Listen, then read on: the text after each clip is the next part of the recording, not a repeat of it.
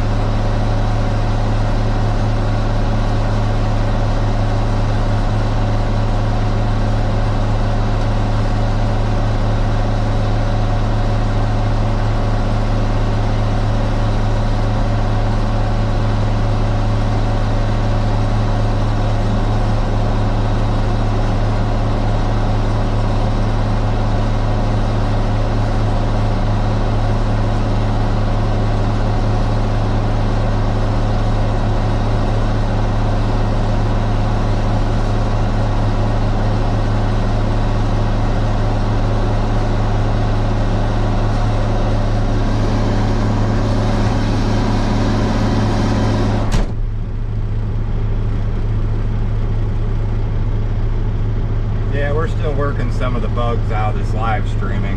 Yeah, I tell everybody, I mean, I'm not trying to be mean, but I don't do it for other people's entertainment. There's just so many crazy people on the road that when they get in an accident with you, they always blame the truck driver first because they're a professional driver, and my truck has no cameras in it. And I've had so many people cut me off, brake check me, all kinds of dumb stuff, so I figured I'll put this GoPro in here and live stream. And that way if something happens and that person tries to tell the cops I did something wrong, I'm going to show the cop this video and be like, no, this idiot straight drove into my front tire. And that's why all them people are dead now. It was not my fault. But, so the next plan is get some of them Meta glasses, I think. And I got a laptop and a Starlink. I'm going to put all three of these things together with the cell phone, the laptop, the Starlink, the GoPro, and should have a better rolling studio, I should say.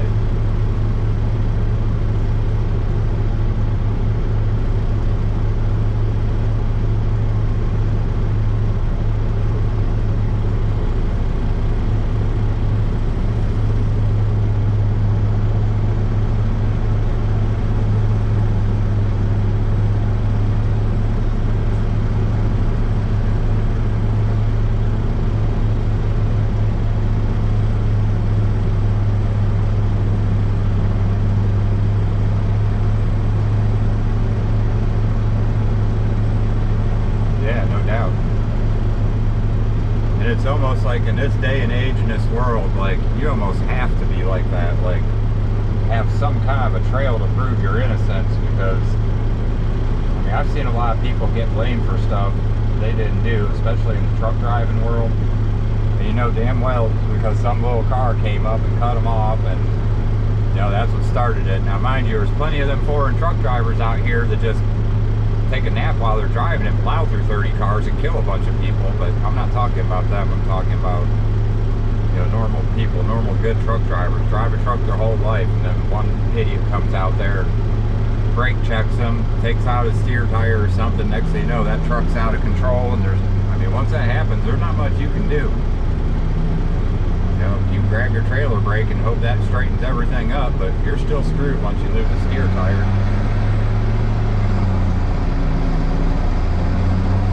Yeah, everybody's too happy.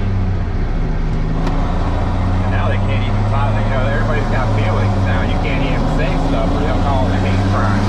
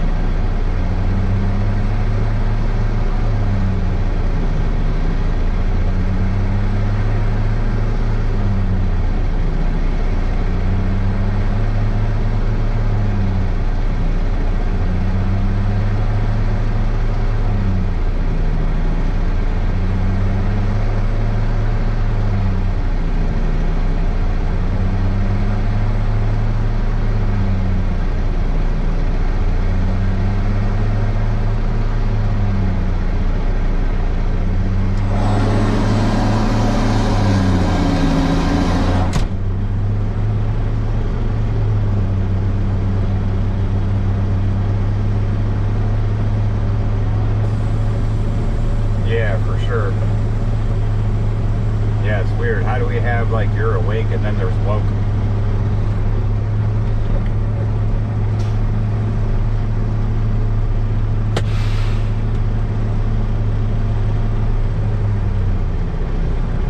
Yeah, I'd say it comes back to like media and stuff like that. Yeah, right, woke, go broke. But like the media creates it, like they create the tension, and like the political leaders create the tension by bringing it to attention. Like, what's that guy's name? Morgan Freeman. He said the easiest way to stop racism is to not talk about it. There's no reason to discuss somebody's skin color or ethnicity or anything. There's no reason for it. You just talk to them. There's no reason to bring that subject matter up. We're all people. We're all human beings, and that's where it should be left at.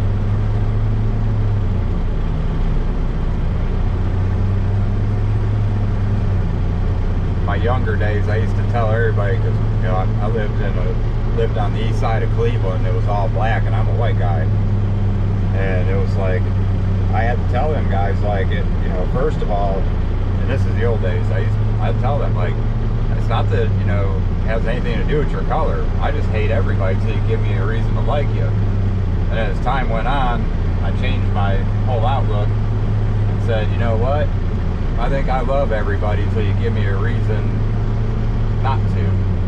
And so that's the attitude I got now. But, you know, as far as I'm concerned, I don't care where you're from or, you know, any of that stuff. If you treat me right, we're good.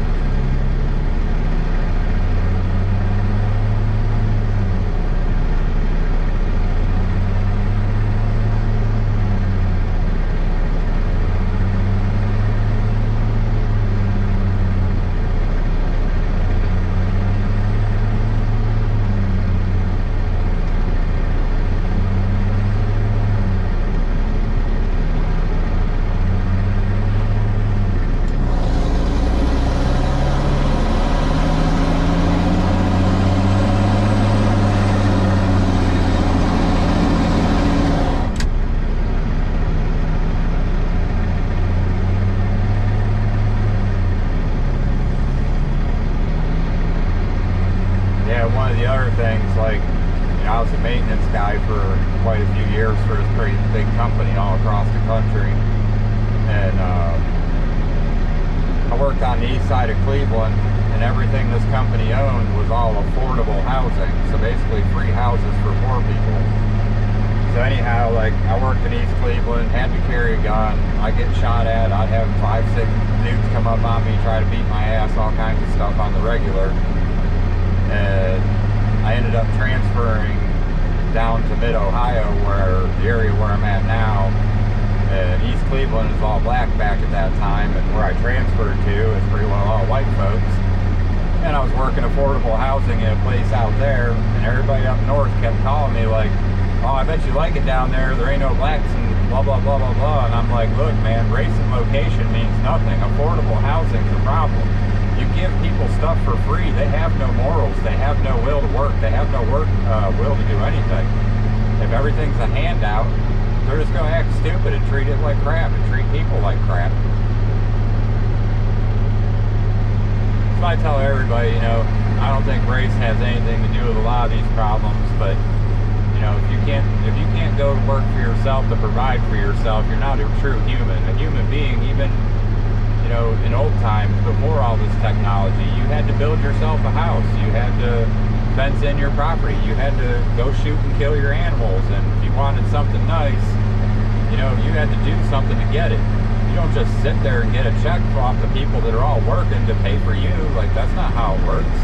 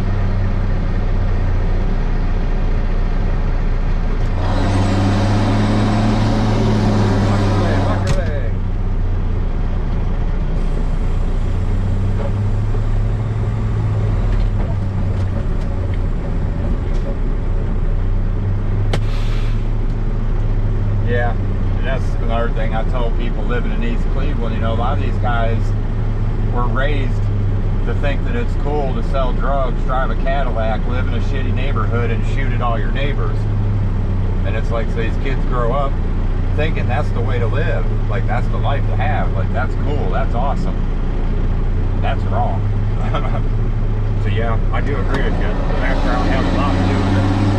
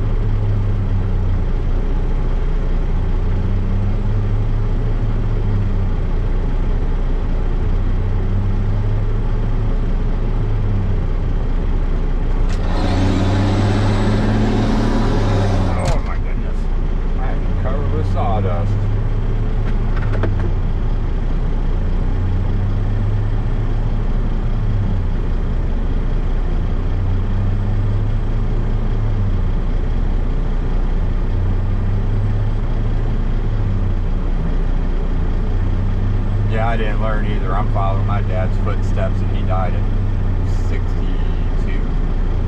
or no, 56. So if I'm following his role, that means I only got 6 years left. Like I said, I'm gonna grow up and be 100.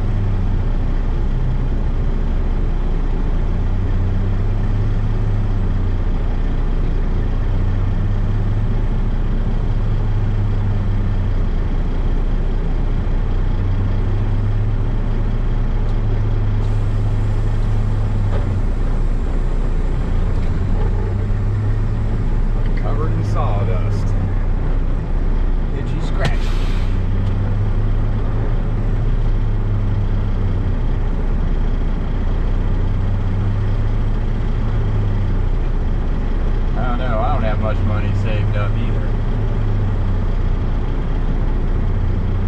But you can't take nothing with you. Man, I wish we could all get to 100 without killing each other, without poisoning each other, without making each other sick.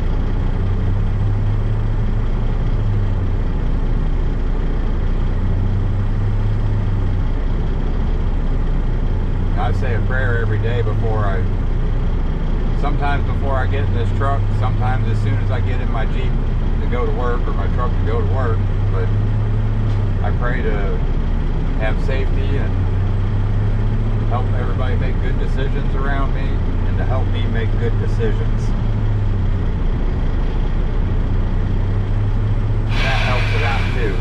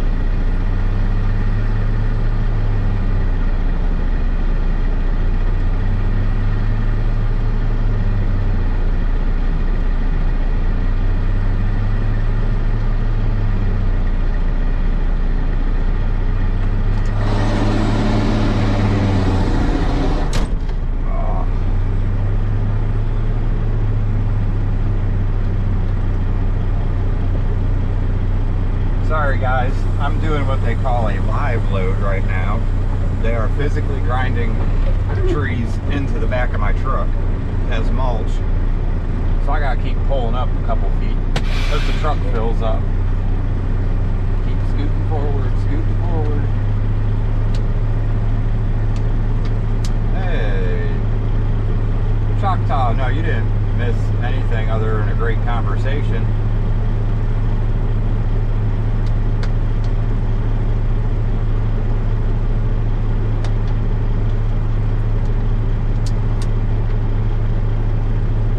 First stream I did earlier today, there was a dump truck rolled over.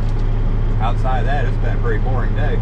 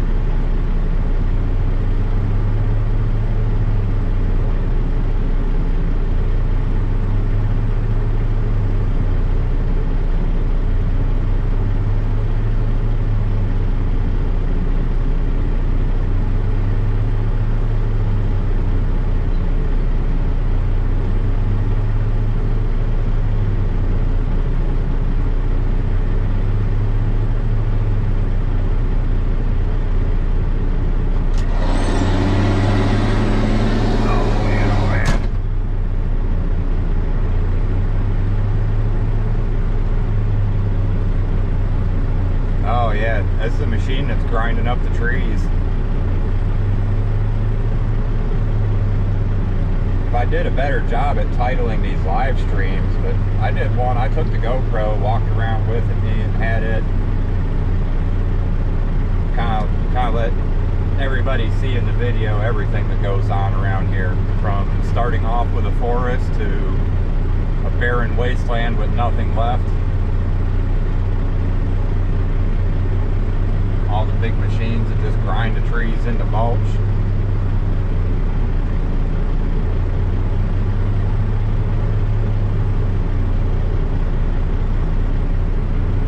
So that was probably a little more entertaining of a video.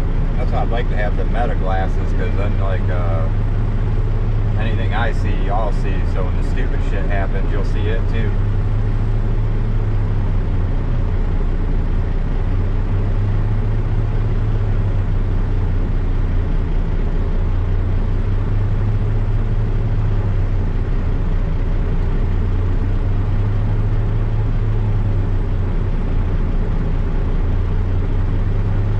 this one here is a pretty good one. Like, these boys are working hard to keep that thing grinding steady to get me full really fast. We got one machine out there. If you can keep it stuffed full of trees, he'll fill this whole semi-trailer up in about 22 minutes. And it is fast. Like, in the time it takes you to walk to the back of the truck, you're about ready to pull forward again.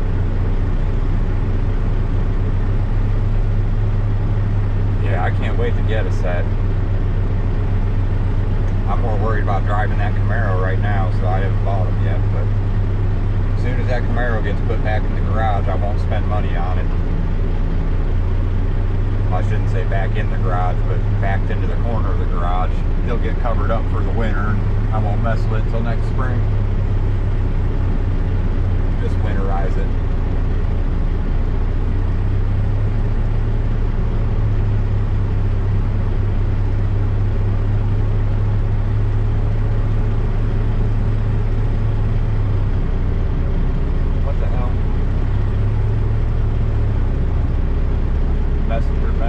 Set my wife a thumbs up instead of a heart.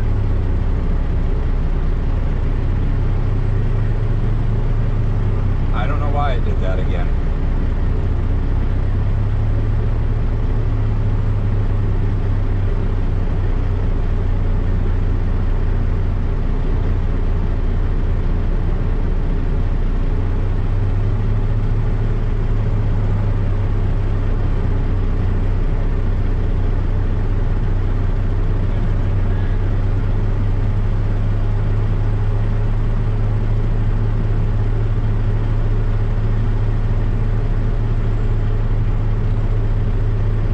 It's crazy how much all this forestry equipment, how fast it can destroy a forest. I mean, we've probably not very familiar with all the data centers and all that kind of nonsense, but unfortunately the company I work for is the one that does the clearing for all these stupid things. And it's just really upsetting to see a beautiful thick forest for hundreds and hundreds and hundreds of acres and then come back in a month and there's nothing but a mountain of mulch left out of all of it. It's all gone.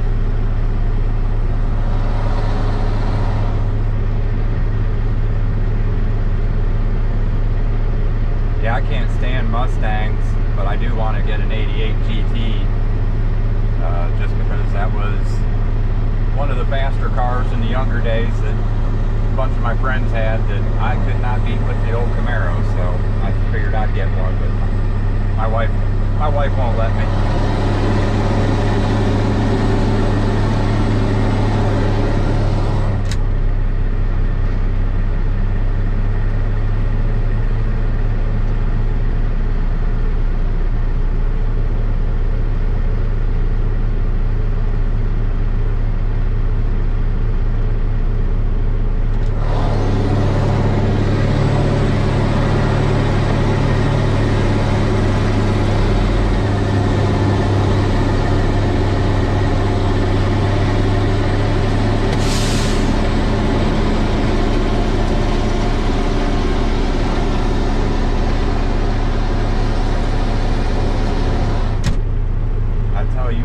Buick Grand National is the fastest stock car I've ever been in. I've never felt so much launch on one of them things. My buddy had one that he restored maybe 20 years ago, I guess.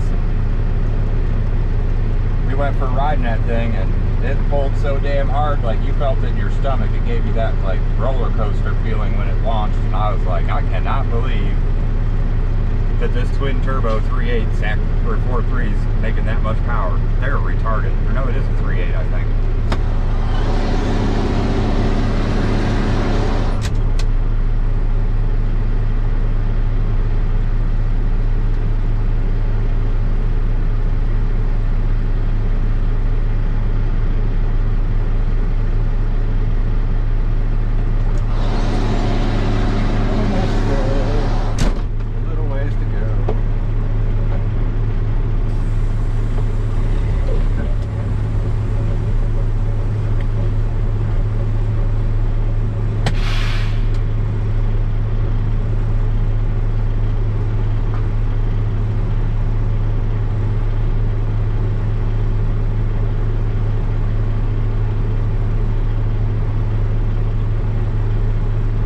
Yeah, see, this is where we're messed up talking about these data centers. Everywhere they're being built, the people that live the closest, I think, kind of let it happen. Because I know damn well where I live at, there is nobody within a, at least 10-12 mile radius of me that would ever let them do that to any of our property. There's no way. It would never happen. And the thing that bothers me is you got all these people around here, they got signs in their front yard that says no data centers near homes. Well, that means you want a data center, but you don't want it by your house? But no, just no data centers. You don't need to store all of our information. You're just going to use it against us later. You know, that's a fact. Anything you did that they decide to make illegal in the future, they're going to come back and prosecute you for it because you did it in the past. And they have record of it.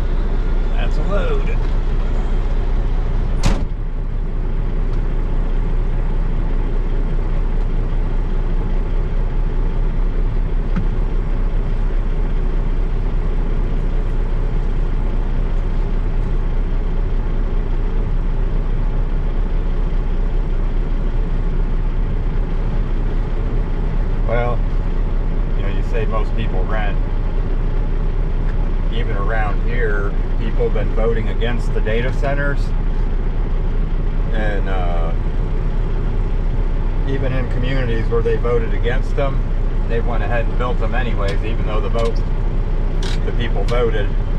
So between those and flock cameras, it sounds to me like sooner or later people are going to realize that your elections are rigged. Your vote doesn't mean anything, because if you all voted that you didn't want a data center and they built it anyway, that's a pretty bad thing. And I don't understand why people aren't waking up and seeing that. Still got all these hardcore Trumpers over here like, yeah, I voted for Trump, but I tell you what, I have buyer remorse because he lied about a lot of shit. He's not doing a lot of the things he said he was going to do. You know, country's not doing great. My fuel's not cheap. So everything he talked about and said and everything else is all BS. And he's all in for the data centers. He partnered up with them people. He's sleeping with the enemy. But again, it ain't him. He's a puppet. It's the puppet master that we gotta figure out who that is and put a stop to them. And then get rid of all the puppets that they put in play, because all the puppets are no good either.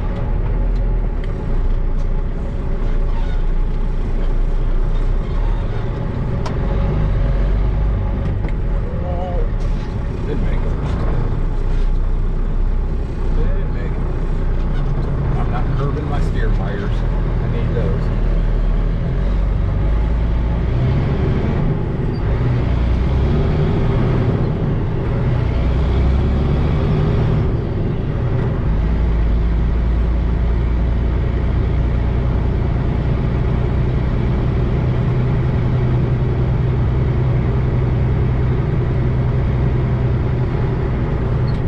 Yeah, and it's funny, you know, throughout history, you know, our presidents would start a war with somebody, go to war, and our president would have our soldiers out here getting killed in this war, while him and the leader of the enemy country are sitting there having dinner together.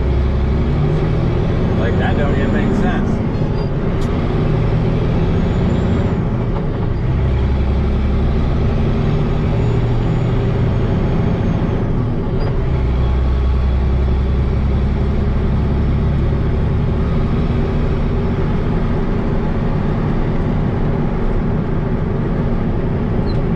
I'm waiting to hear from somebody in Russia, because when all the stuff with Ukraine and Russia started, I heard some stuff about the fact that, like, Putin was actually a good leader and actually was doing stuff for his people, but I don't know anybody from Russia to know if that's true or just some talk.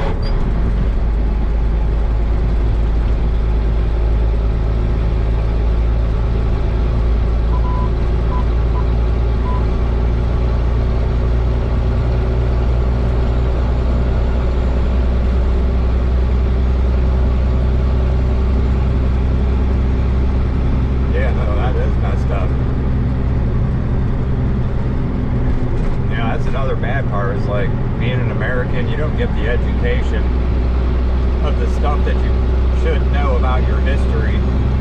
They feed you a bunch of lies and BS.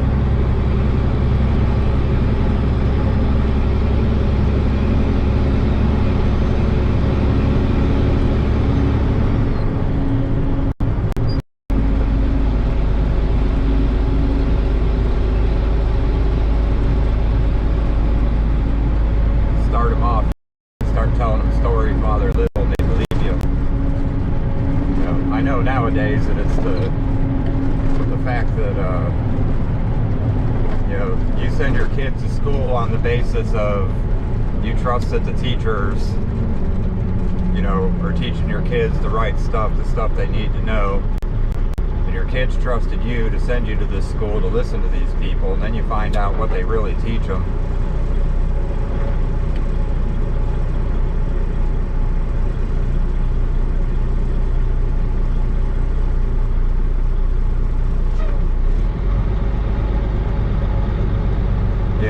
About the Russia thing, I mean, that's why I hear, and, like, you know, when I heard Putin was doing what he was doing, I also heard some other stuff about the cabal and something to do with, like, that's why they destroyed Kazakhstan and stuff like that, was trying to take out the cabal, and Putin was on board, and that's why Putin and Trump were friends. And now you figure out Trump's just as guilty. But, like, I don't know, I was under the impression that Putin was on the right page, but I don't know nothing.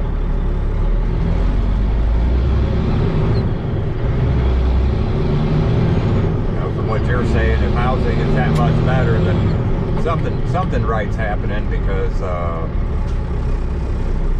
as of right now, housing is ridiculous around here.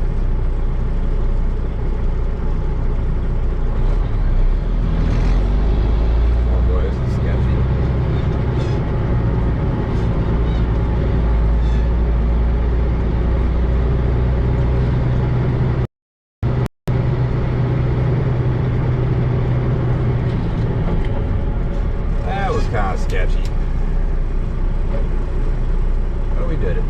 run over anybody.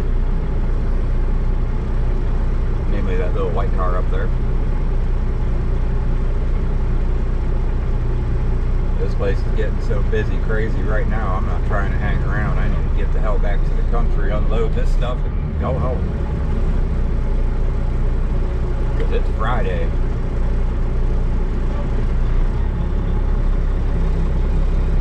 Yeah, you guys please comment on one of the other videos, not a live stream, because I'm going to lose. When that live stream quits, I lose all the chats. I can't figure out how to keep them or how to get them back. You guys have been really great. So if you guys leave a comment on one of the regular videos or after the video's posted, it's not live anymore. That way I can find y'all.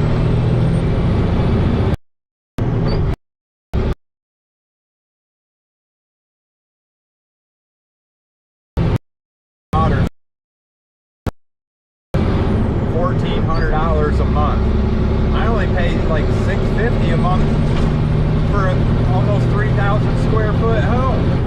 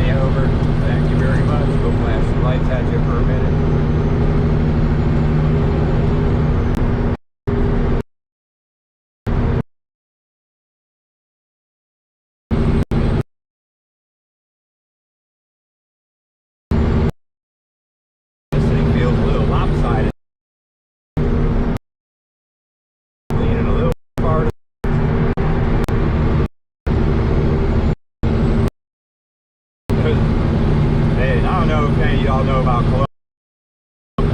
It is a sanctuary city, so we are definitely got invaders all over this place, and they cater to them. It seems like Somalians and I forgot what the other kind.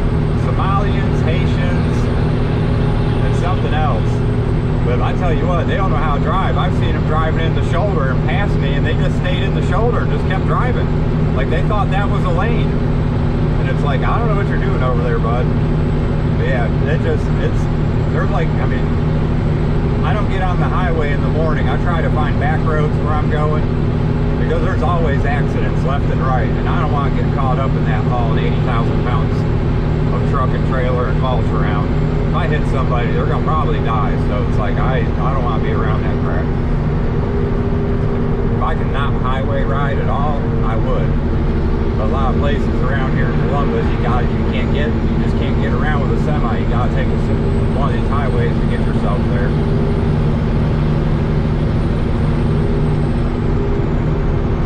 Yeah, and it's funny about the sanctuary city thing, because Ohio is not a sanctuary state. So how is it Columbus can be a sanctuary city? It just doesn't seem to make sense. Yeah. There's a couple nice drivers out there, but not very many. And anytime you see that sign that says 270, oh God, it's just bad. 270 is a big circle all the way around Columbus. It is like just a big stupid racetrack of 5 lanes with everybody just changing lanes all the time for no reason. It's insane. Craziest shit I've seen. And I'm from Cleveland, and it seemed crazy to me. I'm like, what the hell? Come on, man, hurry up past me so I can get over. lollygagging over there.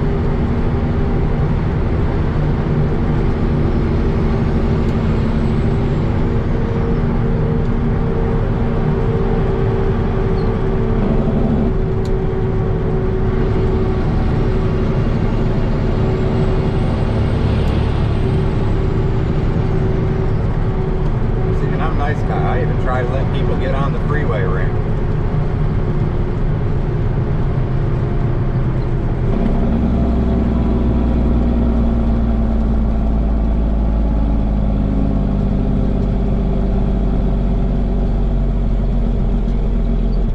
Yeah, definitely avoid Columbus. And I mean, I can't even think of honestly anything that's like good or cool that's worth going to Columbus for. Like, I don't know really what people come here for. Ohio State, I guess, is the only thing I could think of. But, you know, I'm from Cleveland, and it's like, you got the Rock and Roll Hall of Fame, and, you know, you got the World History Museum, and you got a few different things out there. You got some stuff that's cool for a tourist, I guess, but I've never had any reason to go to Columbus other than a rock concert. Besides that, I don't go here. But when I got this job, I found out I was going to be driving around Columbus all day. I said, well, that is just beautiful. Yeah, their left lane ends up there. I'm sure somebody's going to jump right in front of me and try to do some dumb shit.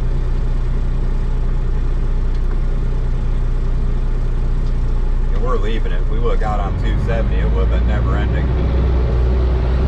Everybody's like, look, even the guy behind me, he's like, I'm gonna go around this big semi-truck.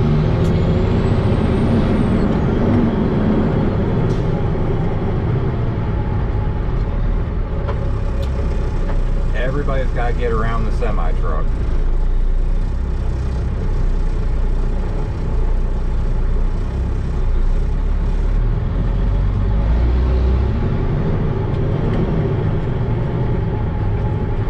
Oh, look. He's not happy with getting in front of me. He needs to get in front of one more guy.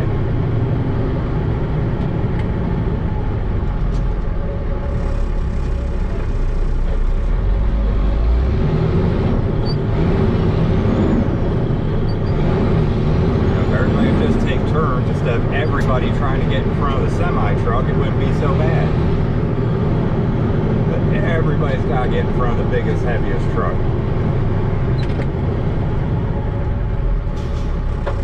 Yeah, I don't hear much drama about Hawaii. My wife's actually got a real good friend that moved down there about 15 years ago. He's always bugging us to come down. I forgot which island he's on, but if there was something to complain about in Hawaii, we would definitely know about it, because this dude is a complainer.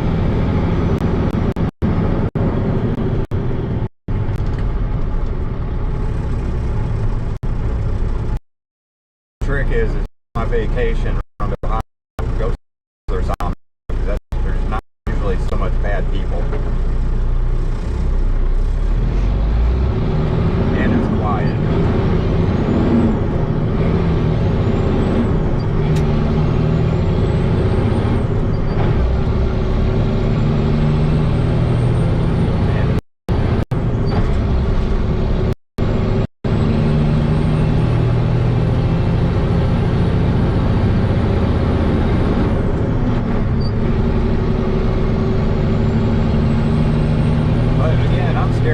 Country, you kind of got to leave to get to Hawaii. You got to get on an airplane and fly over the water. Now, I don't think I could handle that.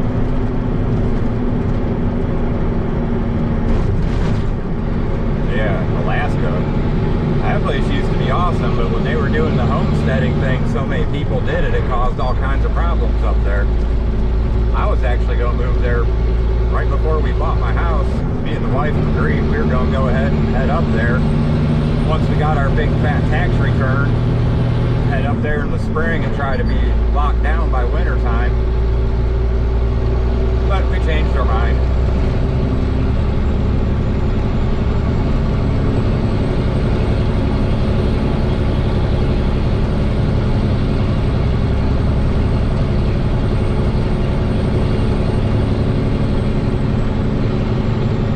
I'm kind of glad I didn't go to Alaska, because 5 broken vertebrae later, I wouldn't be building a cabin so fast and getting my shit together very quick. I had it together until I was about 45. Broke my back that first time. It only went downhill. Fast.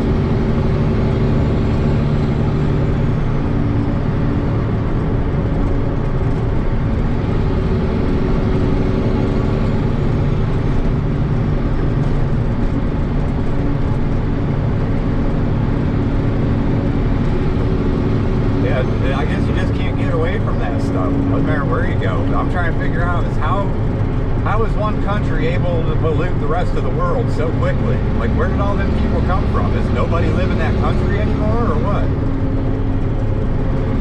Oh, that was your chance to get out. Oh boy, what did you do?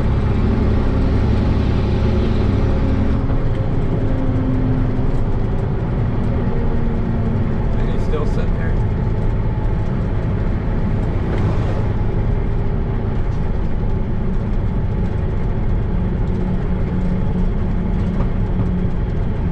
Now we got BMW that pops and farts. He was on Australia. I don't think anywhere's safe at this point. When I started seeing what was happening up there, and I can't remember, it was someplace in Michigan, but like I say, they're out there, they play on the loudspeaker all that Allah prayer stuff.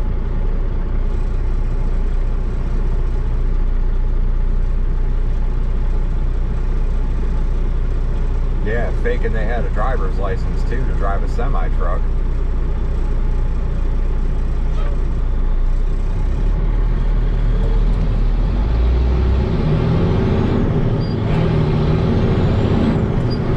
Oh, the smoke is so heavy.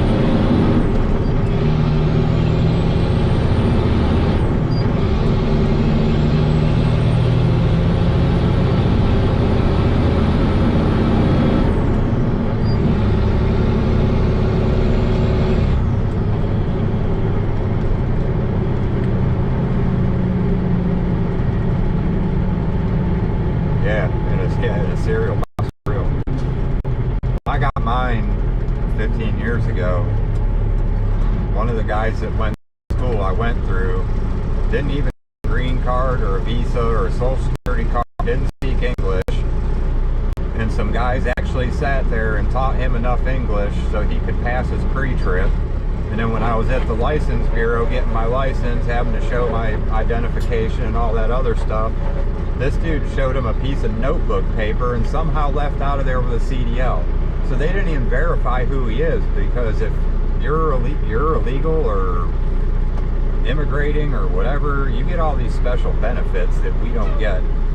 And so he didn't have to do half the crap we did, and he somehow left with a CDL.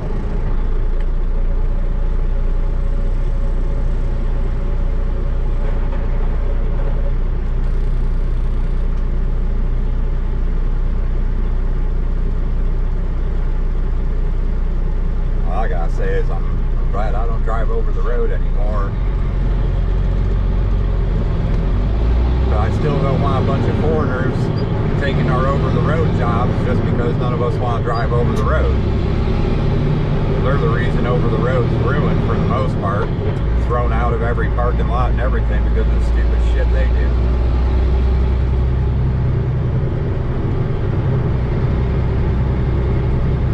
Oh, that's some good information there.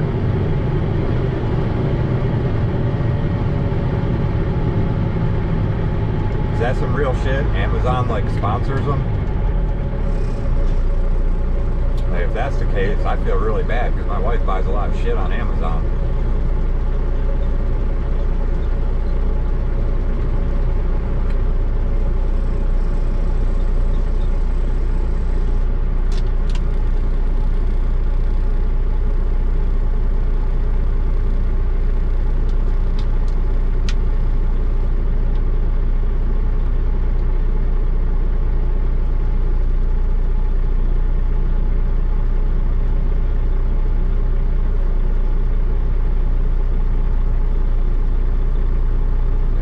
Told everybody, somebody on the outside looking in can see all the problems, and apparently looks as though a couple of you guys have.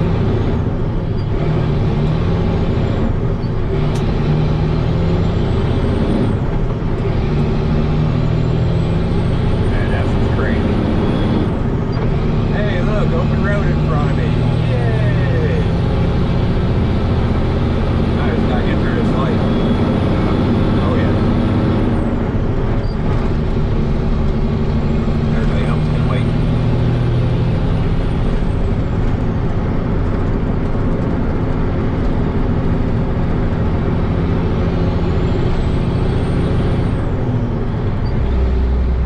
Man, move over, dude. Why y'all gotta be right up on that yellow line?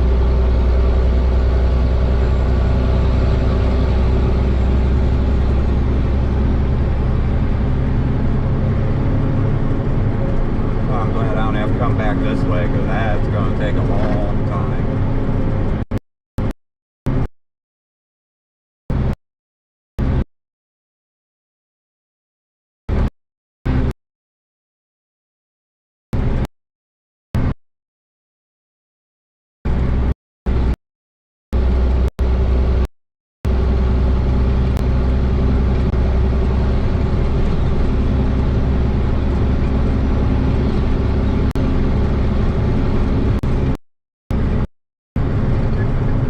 UPS and FedEx are the same way here. You got to take a test and they time you moving boxes and packages.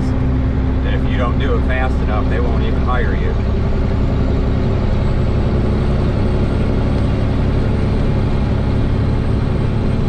You know, when I got my CDL,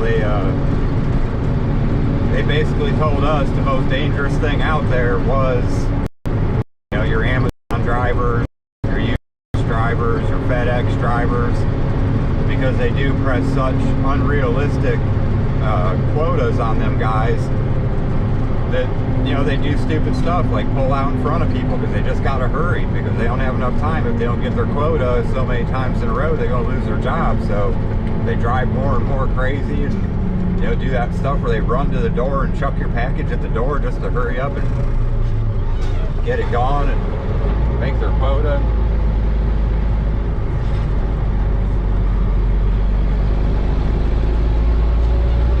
Yeah, right. That's basically what you are by the time you're trained and compliant working for them. You are a robot. You may be a human, but you've been programmed to do this to get your money. And at one time they paid good. I don't think they pay that good anymore, but I know years ago they were paying better than anybody was, even to work in the warehouse.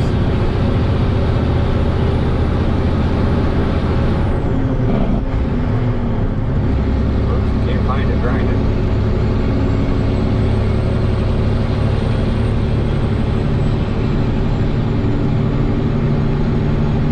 Looks like we're going to glitch out for a minute here. We'll be doing some buffering.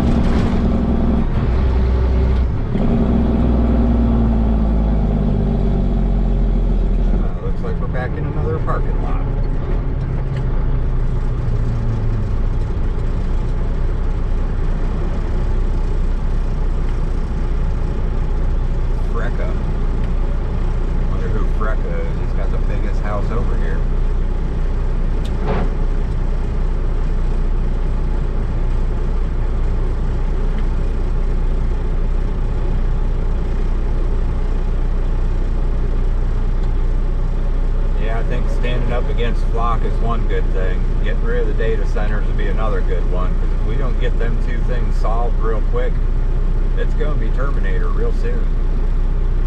And everybody's hero Elon Musk, he's part of the problem because he's the one that made it where this world is connected by his internet.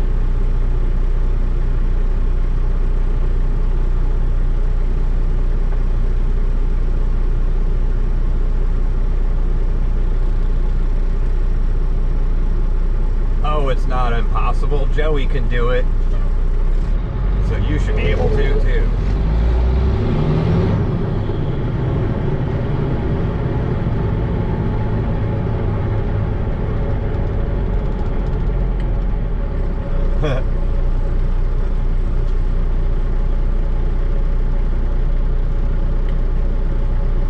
They got them smart cars over there too. They're smaller than this thing.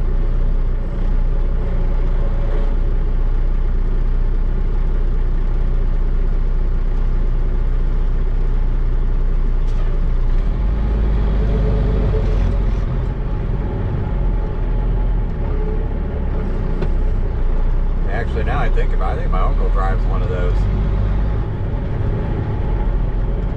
But he's the type of person that hates me because I got a big monster diesel truck that rolls coal, so he's not hip.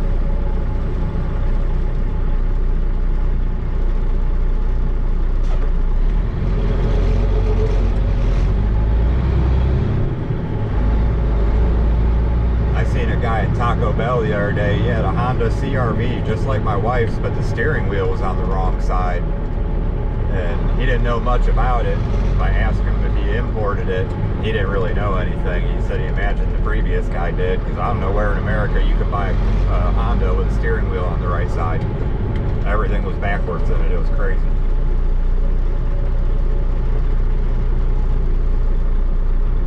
.48 horsepower.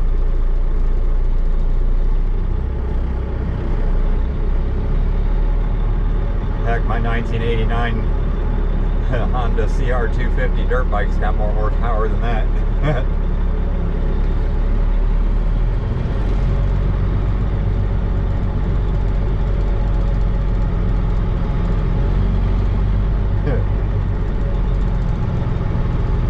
I used to joke with my mom when she bought her first Honda Accord. It was the same thing, like down there around 30-40 horsepower or something like that. Years and years ago when I was a kid, and I was riding a 4-stroke Honda 250 dirt bike that made more horsepower than her car.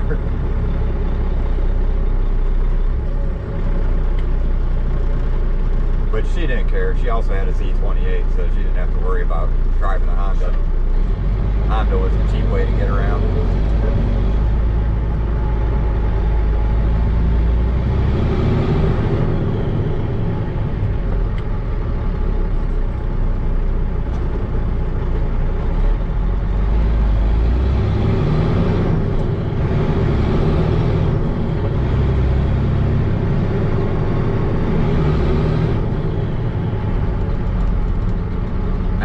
Drives a Dodge truck. She don't even have the Camaro anymore.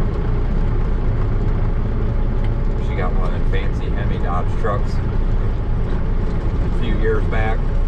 She takes really good care of her cars. You would never know this thing was I think it's a 2018, but you could eat off the bottom of it. There's no rust or anything on it. And we're right here in the Rust Belt, man. Everything rusts around here. So my mom somehow kept that truck clean all these years. But she does take very good care of her vehicles.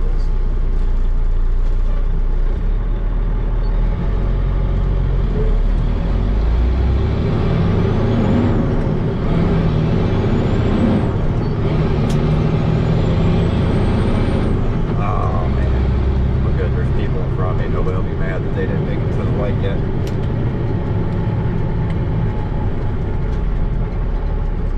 Let's see if we can get somebody to pass me on center turn lane, or are they going to pass me on the double yellows?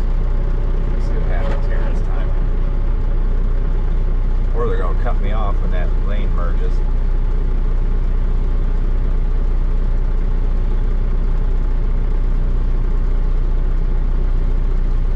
A golf buggy with doors.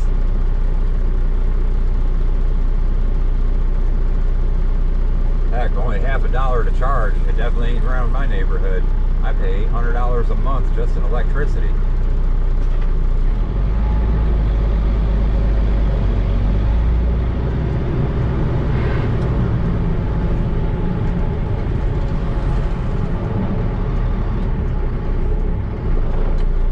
Yeah, I've never heard that one before. Lano Guard.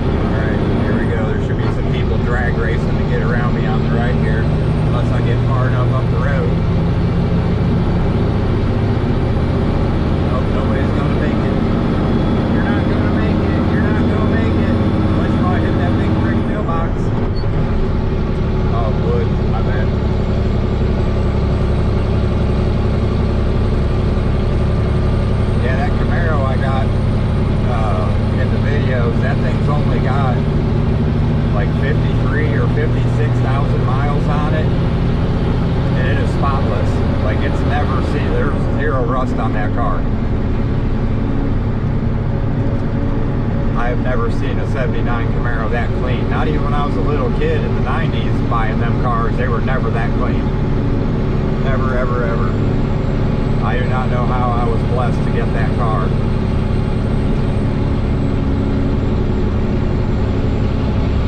I feel like it was a God thing that let it work out where I was able to get that car the way I did. Yeah, $800 a month, I kid you not.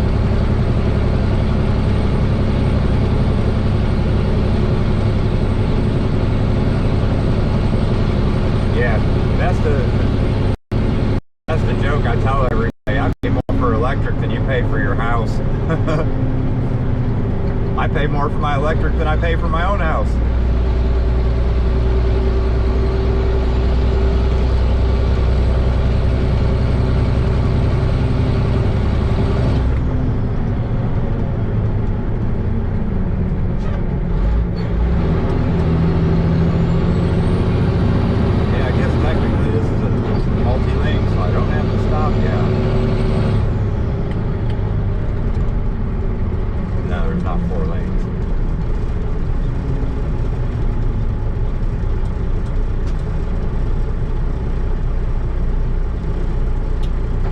That's the problem. Where I live in Ohio, I'm not by anything. Like we're so far from the actual like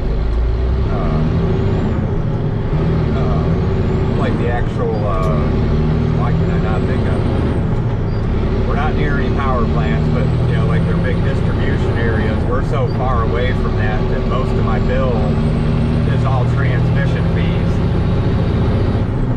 You know, I use the same $180 a month that anybody else would in Ohio, but because I live where I live, they charge me another $600 to get the electric to me.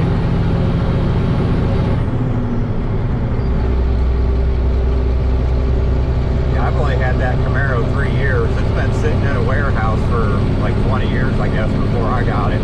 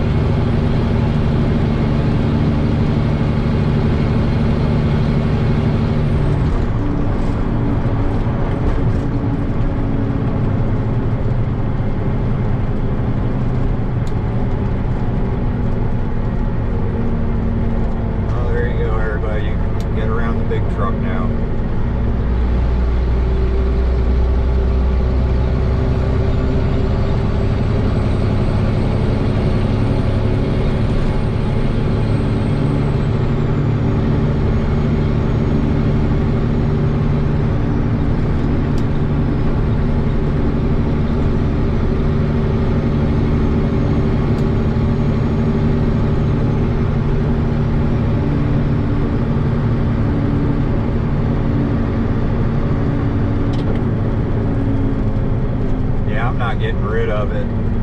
I've got an 84 Chevy pickup too. It's a square body truck. I got it from my father-in-law with like 80,000 miles on it. Now mind you, it's rusty, but it had 80,000 miles on it. I drove it for a couple years off and on. I managed to roll it over 100,000 and I gave it to my son. I just did things where when I die, the title automatically just goes to him, so he doesn't have to pay for it.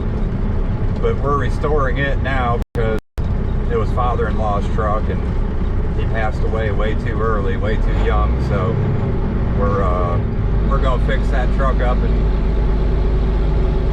get it back to pretty and clean again. And then Camaro, I'm gonna put time of death to my daughter. I got screwed. My son's gonna have a mint condition square body Chevy, and I didn't want to leave my daughter out, so she can have the mint 79 Camaro.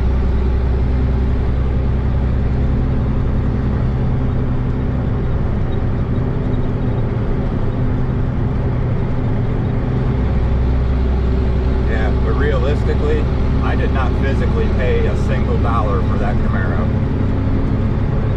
had to work for it, but I did not pay a single dollar.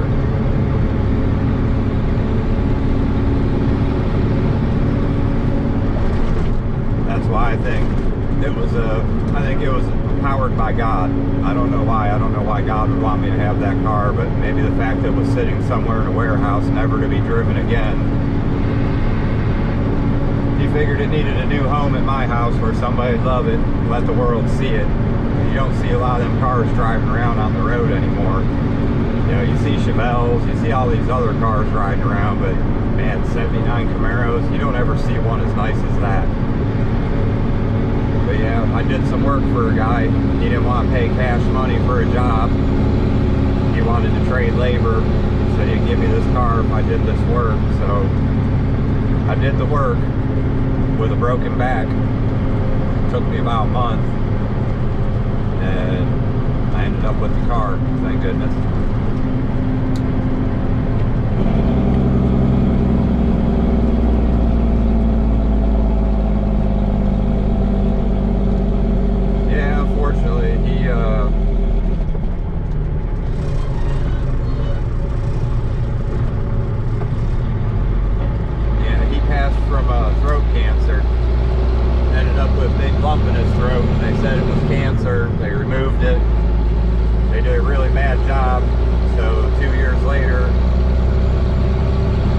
Came back again, and they removed it again.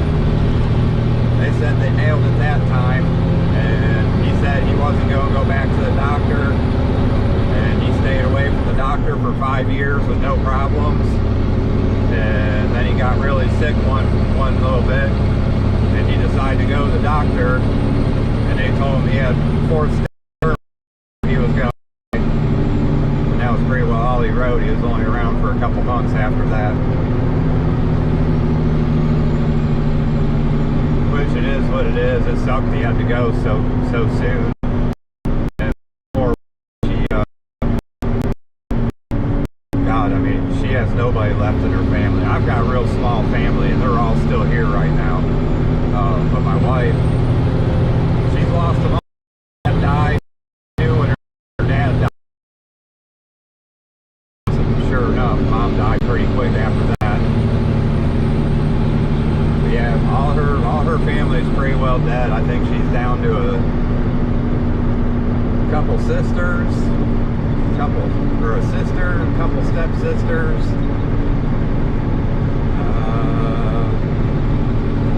and an aunt or an uncle or two, and that's all that's left. All the rest of them all passed. Like over 2 years, man, I felt so bad for her. She lost like probably 10 or 12 family members in about 2 years, or 12, yeah, 2 years.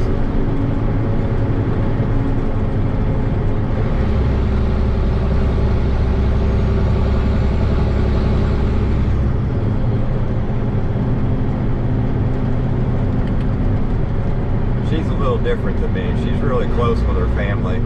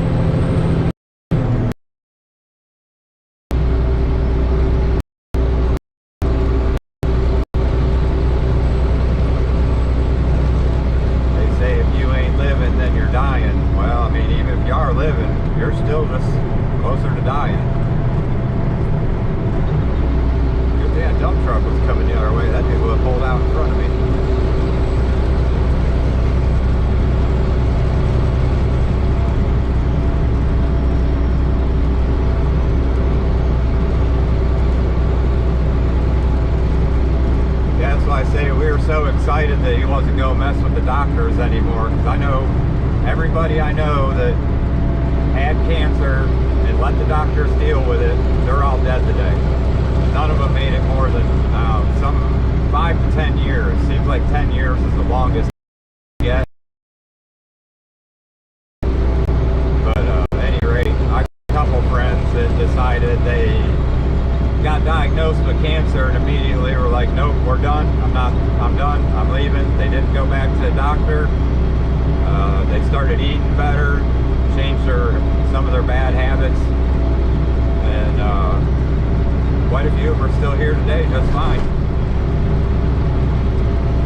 I mean, I think I'm one of them, for Christ's sake.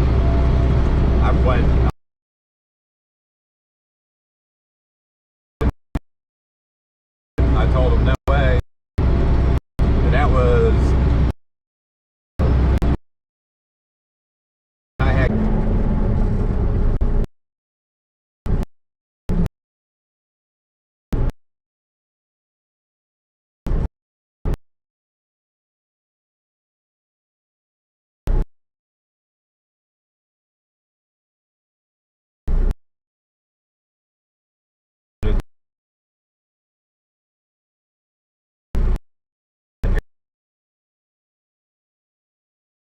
shit on there. There on there. There. Now we're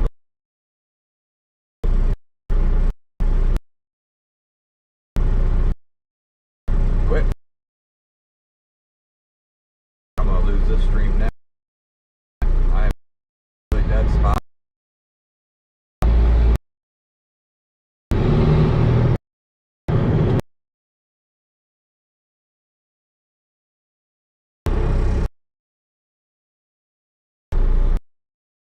Internet.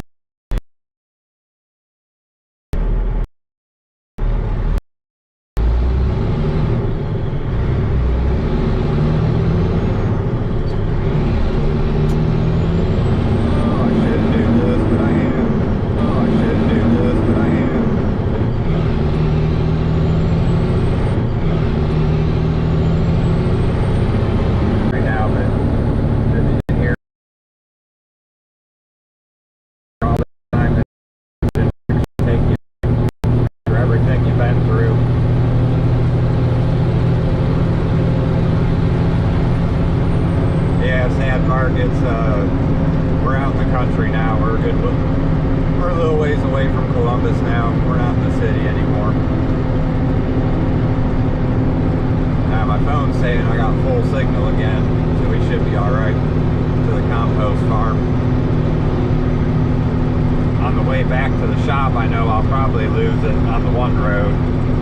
If I can do 60 down that road, it won't lose the stream. It'll keep it. It'll buffer a little bit, it'll glitch for a little bit, but it won't drop it. But if I end up doing like 45 down that road because of some slow cars, yeah, it'll lose the stream altogether.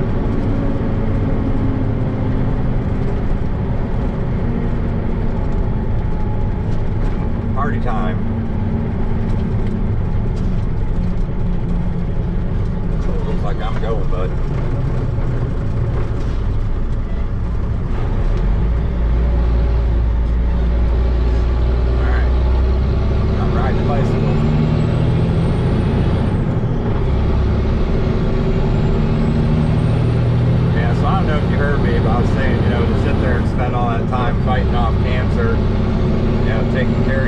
Doing the right thing, and then have an infection take you out in the end. Like, yeah, that sucks. That really sucks. It's like one of them soldiers or something. He was out there fighting one of them wars, Iran, Iraq, something like that. He was out there fighting the war and was a POW and all this kind of stuff. And he finally gets back to the States. Some stupid gangster shot him in a convenience store in the hood. Like, that dude went through all that crap and survived, comes home and gets took out by a thug. Like, that's messed up. You can't pick and choose, I guess. When God says it's your turn, it's your turn. There ain't much you're gonna do about it. I thought it was my turn. 2009, man. Like I said, the Hornet, that little son of a bitch killed me. Everybody says you see your life flash before your eyes when you die. I beg to differ. You know what part of my life flashed in front of my eyes? The part of my life that flashed was, oh crap, what's my wife gonna do? What are my kids gonna do? At the time, you know, I was the only one working and I was taking care of the whole family, and it was like, what are these guys gonna do without me, man? That was the last thing I thought before everything went black and silent. Because first you stop breathing, all the muscles don't work. And then next thing you know, you can't see anything, but you can still hear what's going on around you. And then once you don't hear anything, you're pretty well gone. And that's just from my experience. I don't know how long I was gone for, but the last thing I remember hearing was a lady telling me that the hospital's not too far, they should get here pretty quick. That was the last thing I heard. I never even heard the sirens.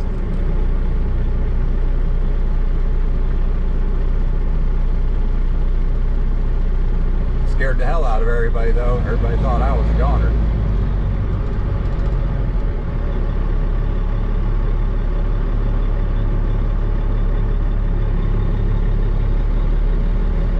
Here.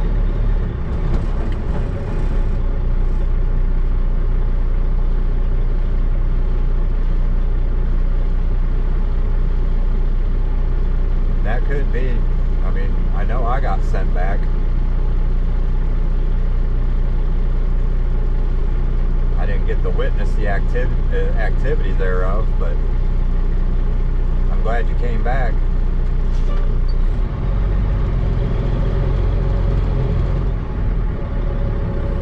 I remember the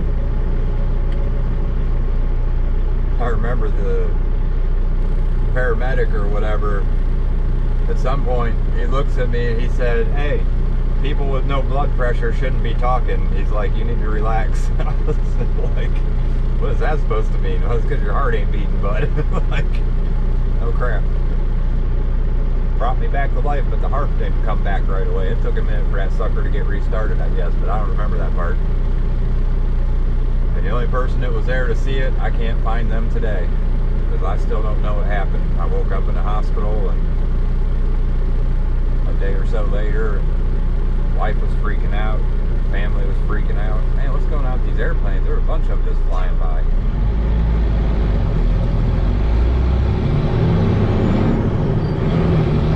Hell yeah, cheers.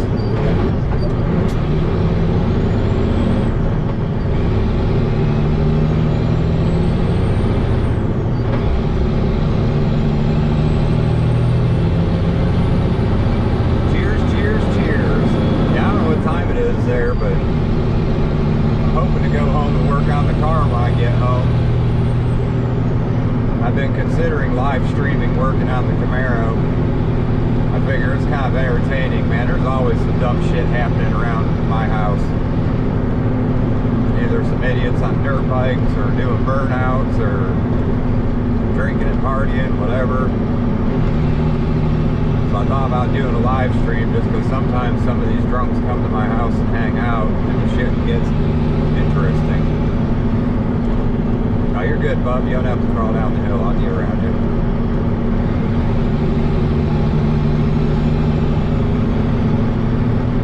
No, I'm not going to run over all your cones. Oh, it's 5:30 over there. Now you're only 2 hours off. 3:30 here.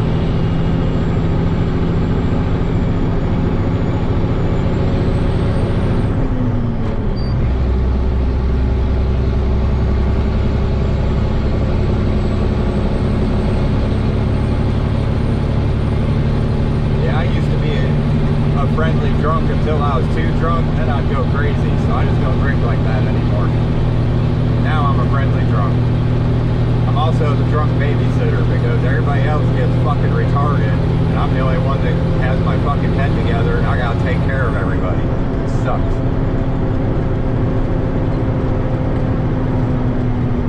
Like, I'm the drunkest sober person in the room.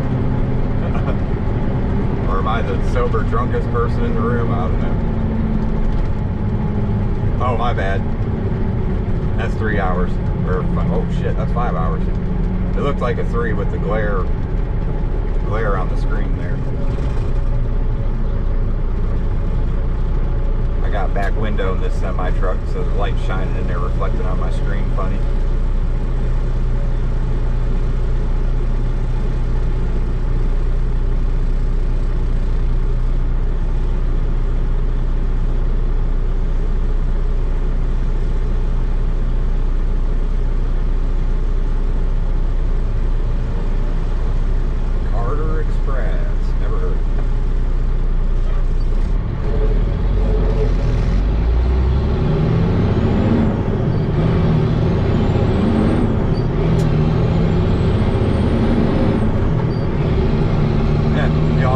About the cars. They're still faster than this truck.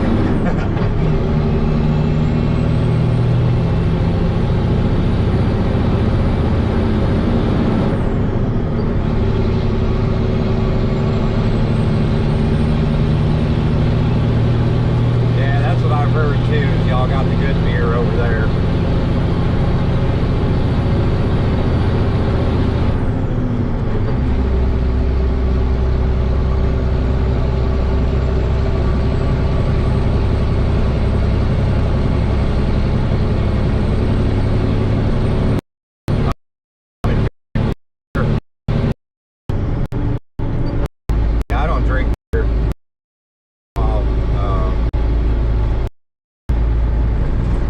I used to like drinking a couple, they got this Great Lakes brewery here in the Ohio area. They make some really good strong, what do you call them, like dark lagers and, you know, the stuff that's got a lot of hoppy taste. Some of them taste like pine trees. I'll drink a little bit of that, but generally speaking, I drink vodka and Red Bull. Some high-grade vodka with some Red Bull. Need to get off that Red Bull, man. That shit's killing me.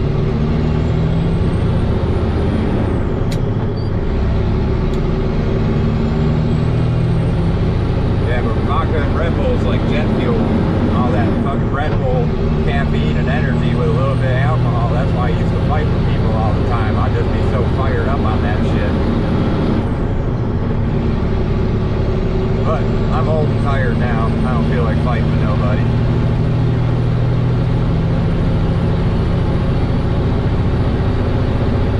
When I would start fighting with somebody, I was at fault because I was too drunk. And now look, I'm the babysitter nowadays. Now everybody else wants to get in fights and I gotta sit there and break everybody up and keep them from beating the hell out of each other.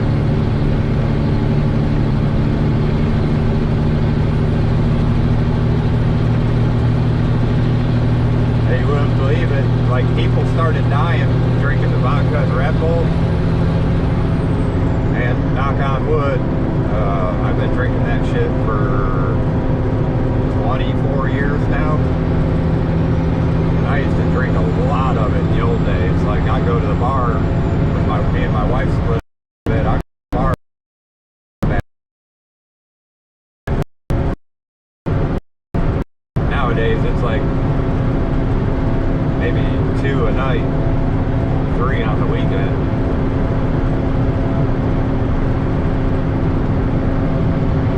I always tell everybody that Red Bull Monster will turn your asshole inside out if you're not careful. Doesn't seem to make anybody stop drinking it though.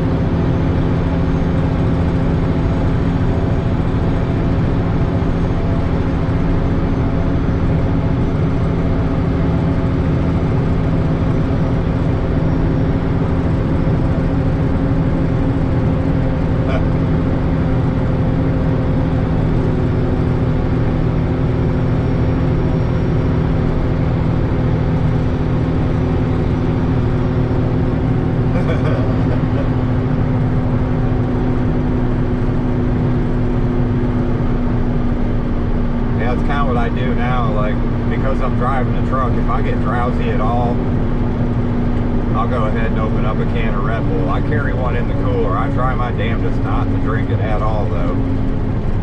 I'll get home, I'll drink one vodka and Red Bull, and then I'll drink a vodka and orange juice after that. But if vodka is good for heart health, hell, I'm on the right page, seeing as how I pretty well almost destroyed it getting stung by that bee.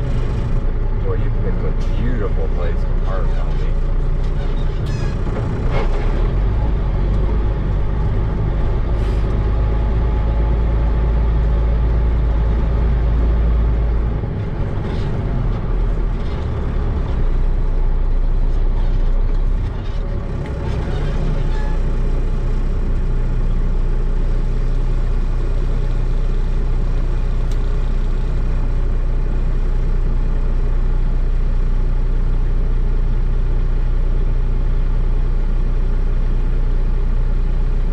I don't know if you got them over there, but we got these things called 5-hour energies, and the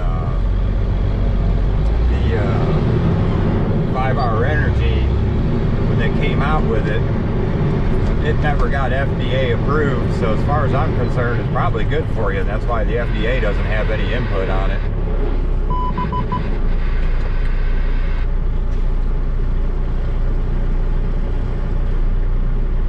They'll live to be in their 90s, yeah. That's no shit. You got a valid point there.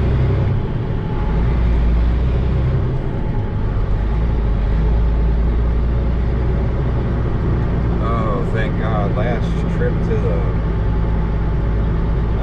to the stinky place. No more stinky today.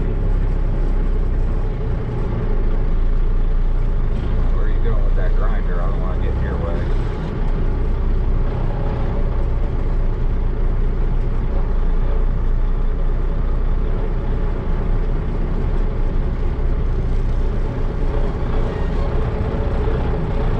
Yeah, they approve anybody who pays more.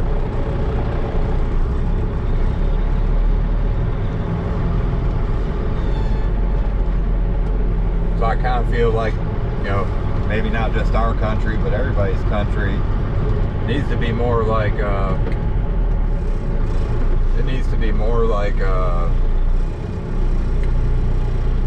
know, like, let me be a mayor.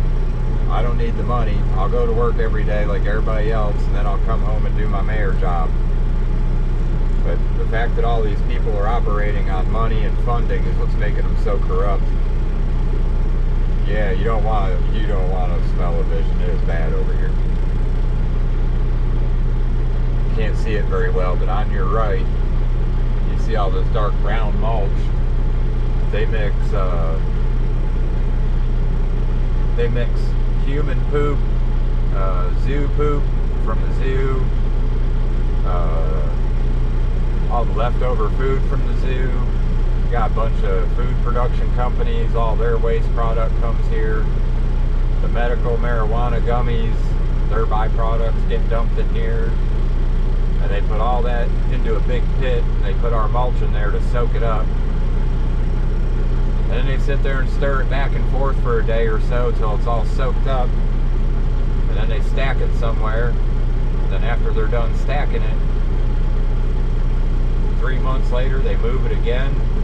And 6 months later they move it again, and then they're ready to sell it. Oh, it doesn't help, man. I mean, maybe one of them oh, you can't see it, but right now the shit water's coming out of Chris, you got your radio on. Uh-oh. Yes, sir. It's empty here at the south. They said that they're setting that thing up, so it's going to be a while. The thing is I got to do this pit because I got to be out of here by 4. So try to make sure you give me room too. You should be able to, if you want to spin around and kind of go over top of that little berm that I put there, and just, since you're a little bit shorter than what the other guys are, you should be able to kind of go from the corner out, and then I'll just push it up when you're done, like normal. I think I could just back right over to the normal spot and leave you a hole to get out. That's fine too.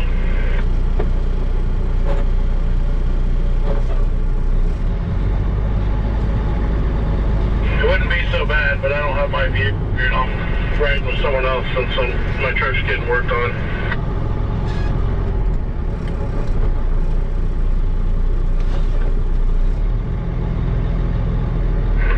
them today too, and they found more damage on it. Both of the, which they're just plastic, you know, but the skid plate on the front and on the rear. So when I hit the deer, it rolled underneath my truck, so it broke both of those.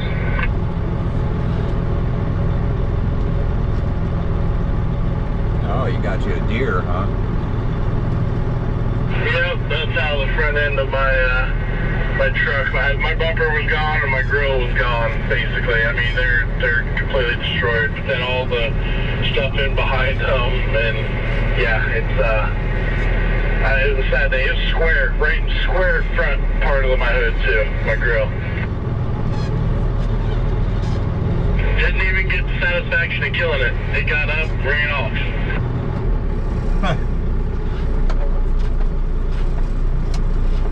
Yeah, that's the worst.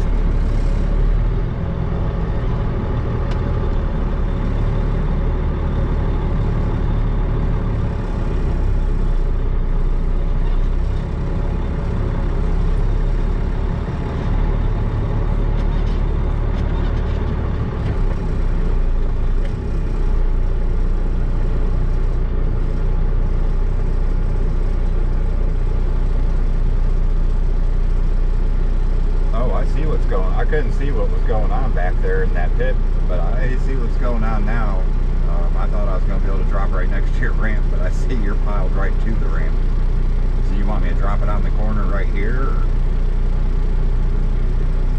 Yeah, just drop, just right there where you're at. Start dropping, it's fine. Sounds good. I know you'll scrape it right off the back of my truck for me. More than likely I will, yes. Well, that's good to know that deer do that in other countries too. Because around here, especially where I live, we're in a twisty, turny valleys of woods and everything else. And yeah, them deer are everywhere.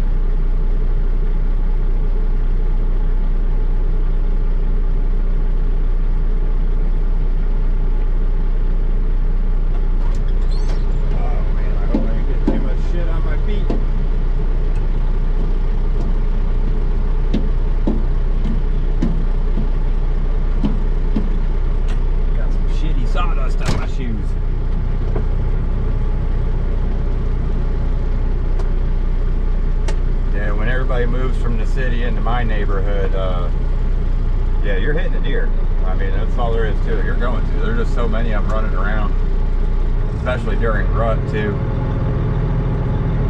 Them bucks will be running all them lady deers around the woods, and they just jump out in front of cars, and that's all she wrote.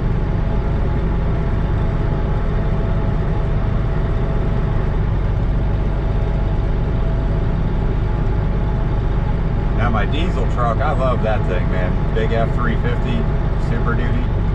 I've hit quite a few deer with that, and it has done zero damage to that truck. That truck don't care about deer.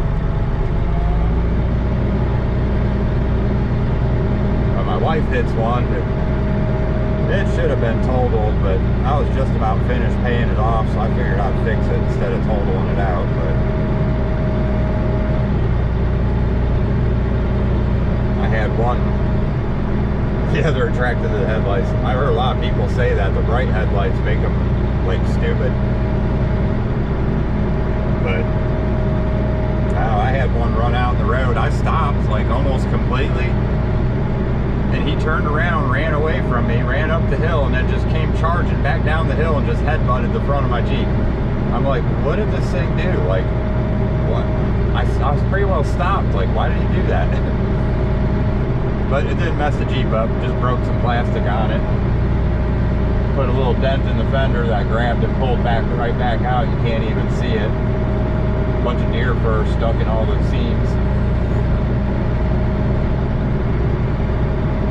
Oh yeah, no doubt. We were just at the zoo in West Virginia, and they had kangaroos loose with walking around with us, and I'm just like, I don't know that I want to be in here. Do you see what kangaroos do to people? Like, they'll rip you to pieces.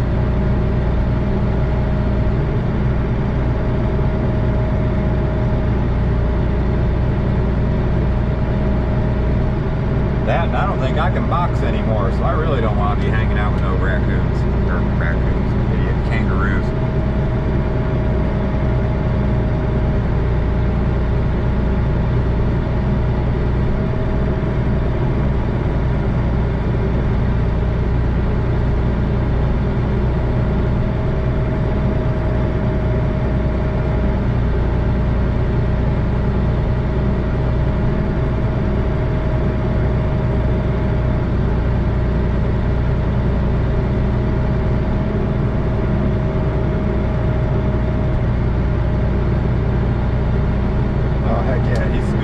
Right off as soon as it falls off.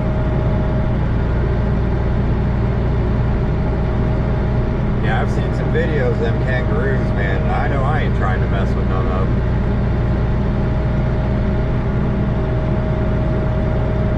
One of them wants to box with this old man, I'm just going to have to pull out my gun and shoot it. You guys got the good grinder wherever you're grinding that stuff at.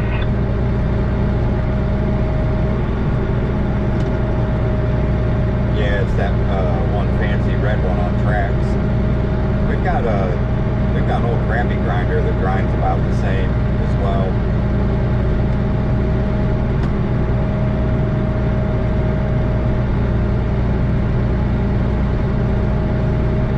Yeah, I've seen that video where the guy saved his dog from getting, I mean, the dog still got mangled by the looks of it, but he saved his dog from getting ripped apart by the kangaroo.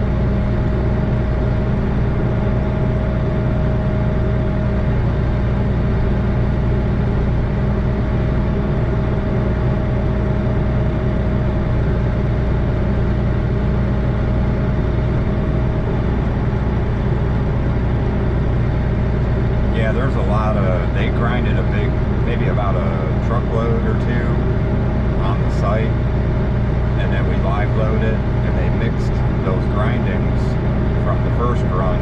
They put it back through the grinder, so you got all kinds of stuff that's on the second grind in there.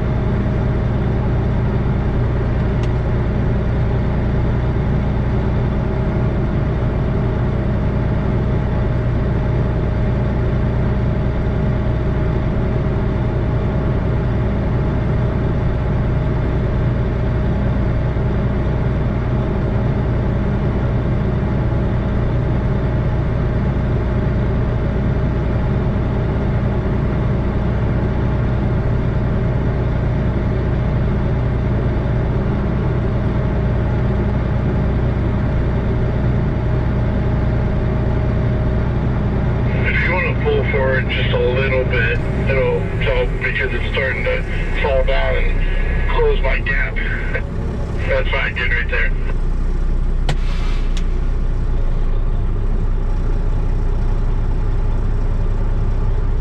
Well, you're not allowed to say terrorist, I guess, either.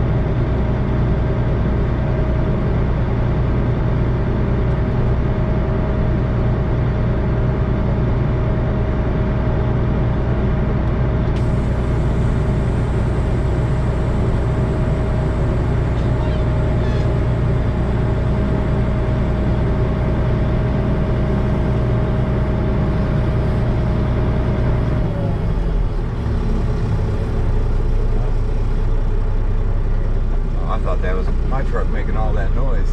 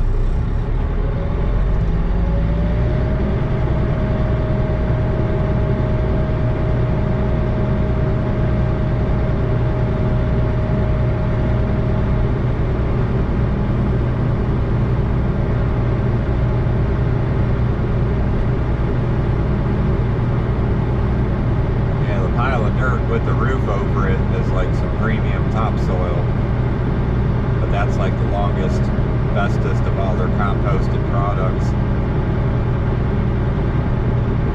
And I use it to grow my flowers and plants and stuff in, and I tell you what, they love it.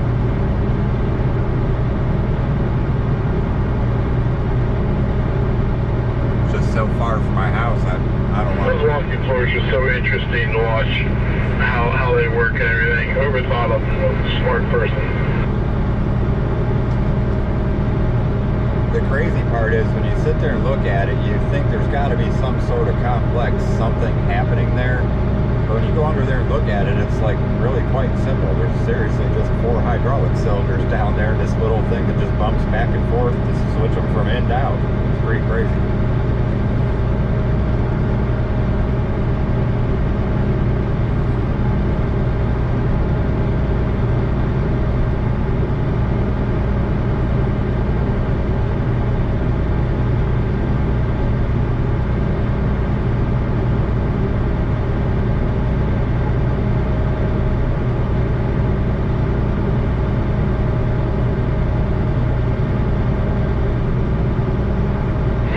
Basically empty now for the most part, just so you know. Yeah, that fuzzy mulch, like it'll leave the whole floor covered, so it's hard to tell if I've still got a pile in there or if that's just the dust falling off the back. You don't have any piles, it's definitely just more, you can see it walking back and forth a little bit, it's barely falling off of it.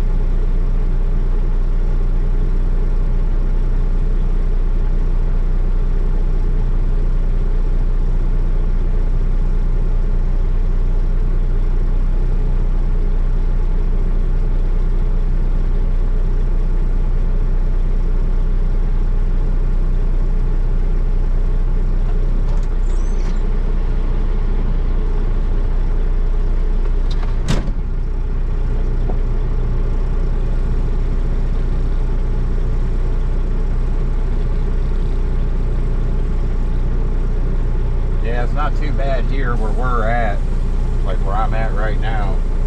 But tell you what, you get into some of these cities like Cleveland and stuff, you better have a spare tire and rim in your car.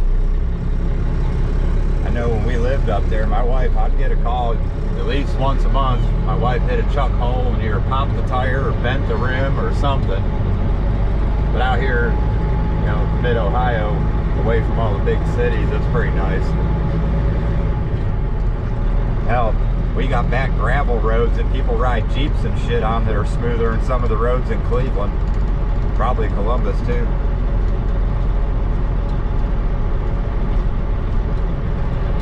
Oh, no wonder that it's 4 o'clock. These people gotta go. I didn't realize I was this late.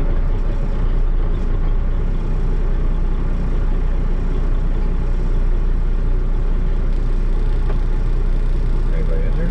Oh yeah, there's still somebody in there.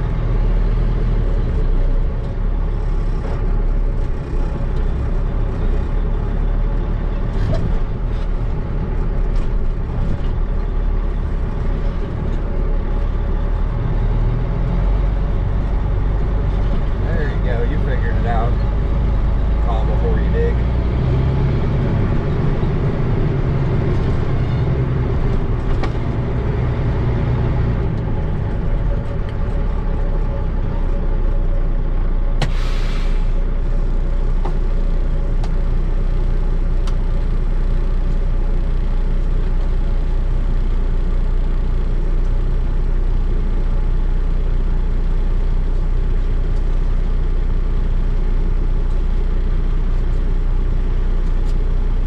Yeah, like I say, I'd love to hop on a plane and go somewhere out there, but I just don't have the balls to do it, man. Never know what you're going to get going into some of these countries.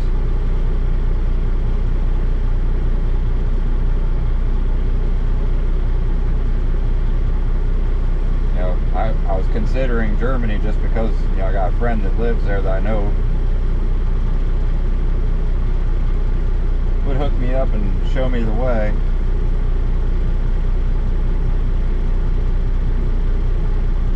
But outside of that, yeah, I don't know. My wife wants to go to Hawaii.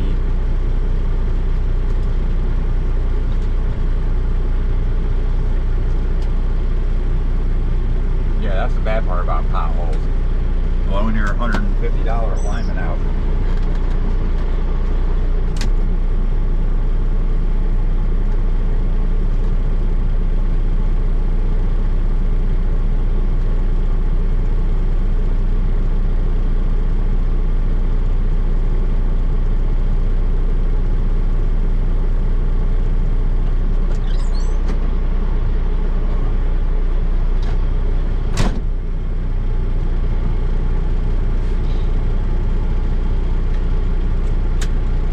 The like crappy part about not fixing that alignment is just going to sit there and rip your tires up in the meanwhile.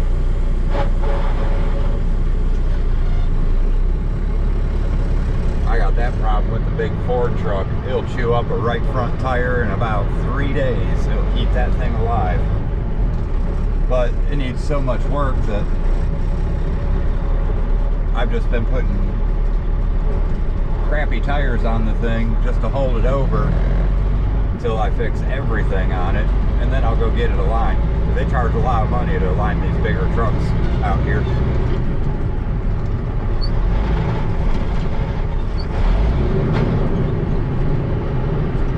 Can't find it, grind it.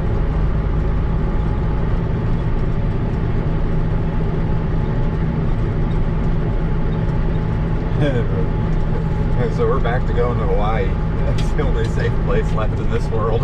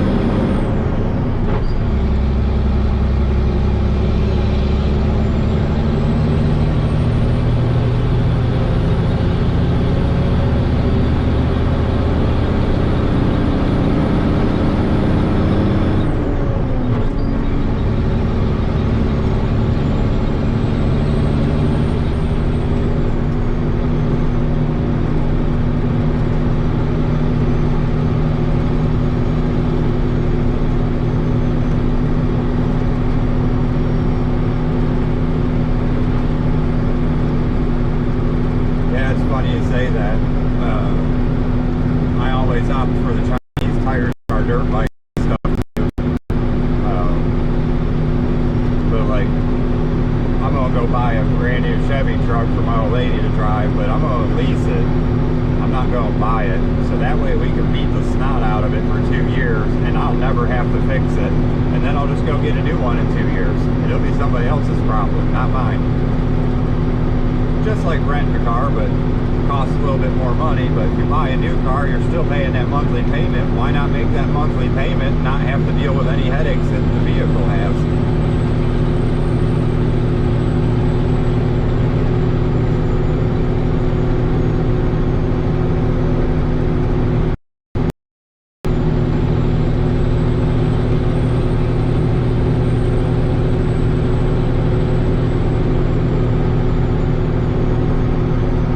Everybody argued with me like, oh, you don't want to lease a vehicle, but if you want to keep it, like, no, I don't want to pay to fix the thing when it breaks. In the old days, you could buy a car and drive it 100,000 miles without an issue. You can't do that now.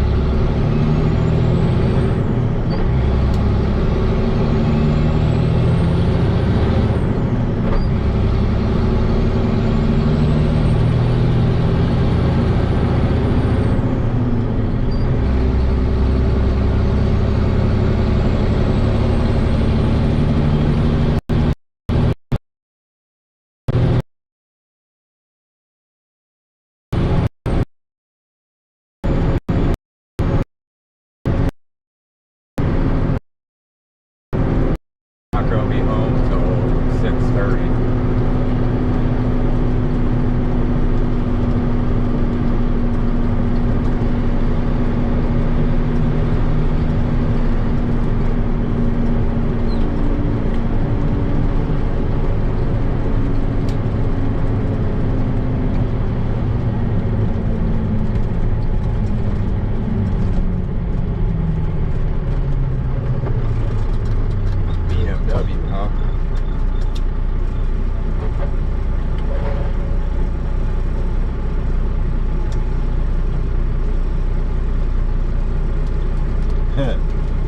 Hey, again, it wasn't your problem.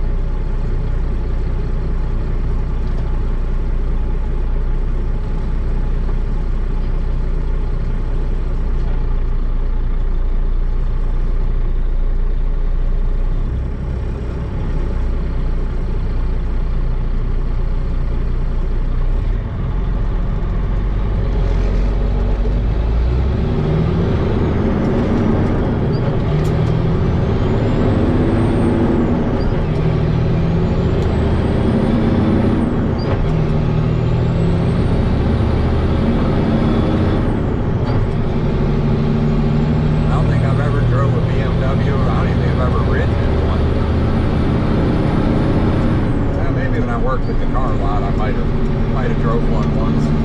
It was a piece of crap though, not a nice one.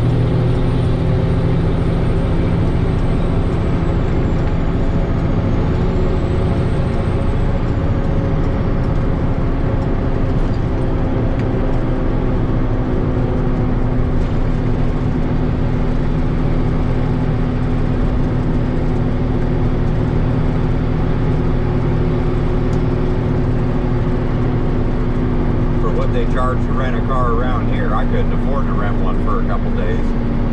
Probably have $1,000 in by 3 days.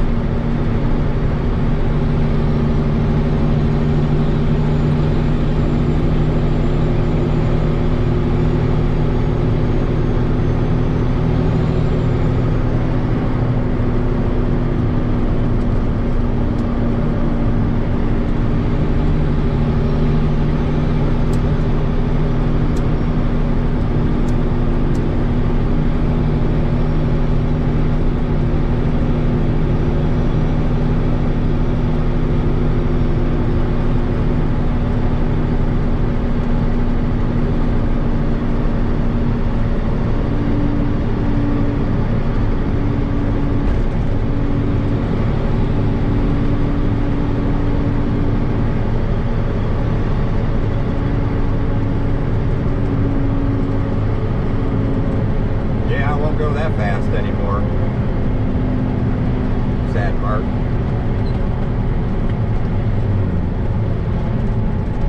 I used to have a GSXR 750 Suzuki. And everybody asks, how fast did you take it? I don't know, because at 145 I stopped looking at the speedometer. I'm watching the road. Shit's coming up too fast to be looking at the speedometer going down a busy highway. But yeah, 145 is the last thing I seen, and I was still rolling throttle for quite a ways, so I would have to say I was doing at least 165, 170. I think the bike topped out at 200.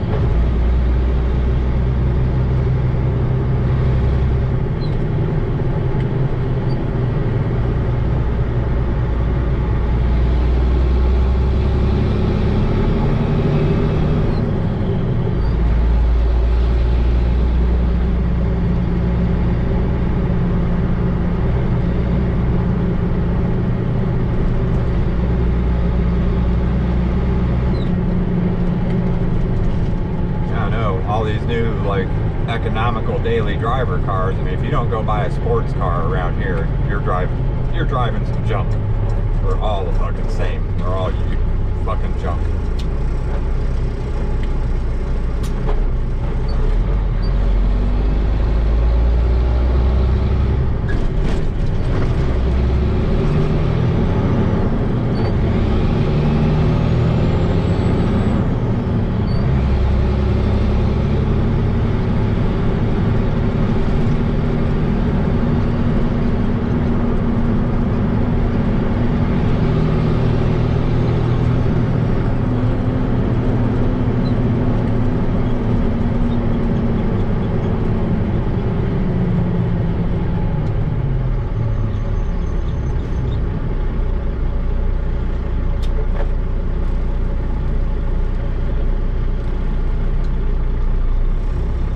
Especially if it's one of them twin turbo Hayabusas. My buddy rode one of those once, and he almost never liked to get it. He never liked to ride anything fast. It scared him bad.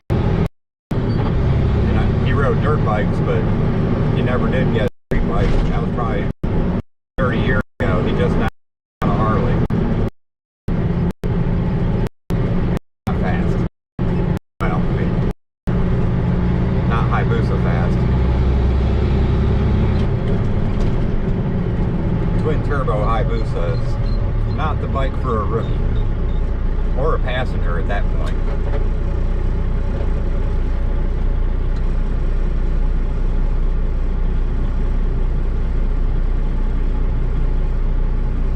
Hopefully you didn't get hurt when you fell off.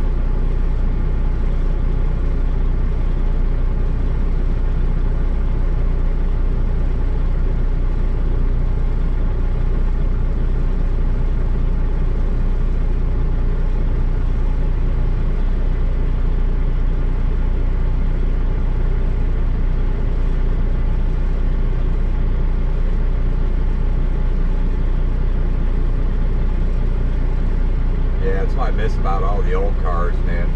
Like all the different crazy paint jobs and colors we used to do in the old days, and the cars were like, you could look at a car and tell if it was, you know, what it was. Nowadays they all look so identical, you can't even tell what it is unless you can read the name on it. You got the little 4-door bubble, or you got the 2-door bubble, or you got the SUV, and they all look the same.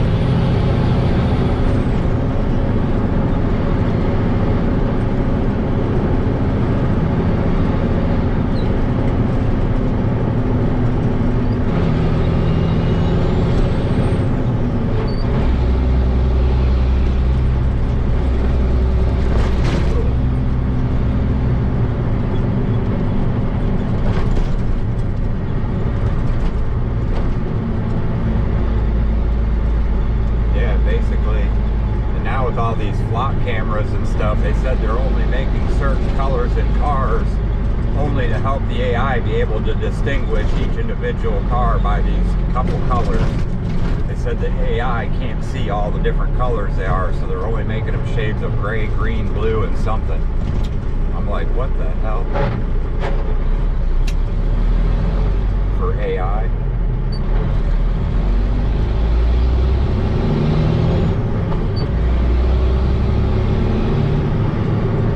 Do they even make a Pantera anymore?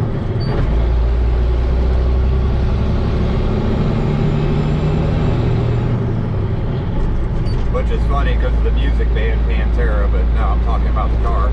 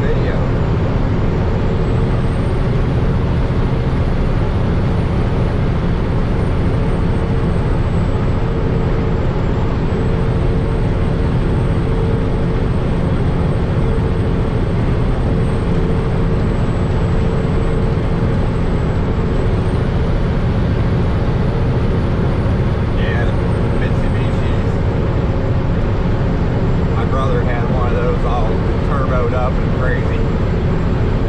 I had one for a minute. Never drove a Subaru. Well, I drove one Subaru. It was the Impreza Outback, I think.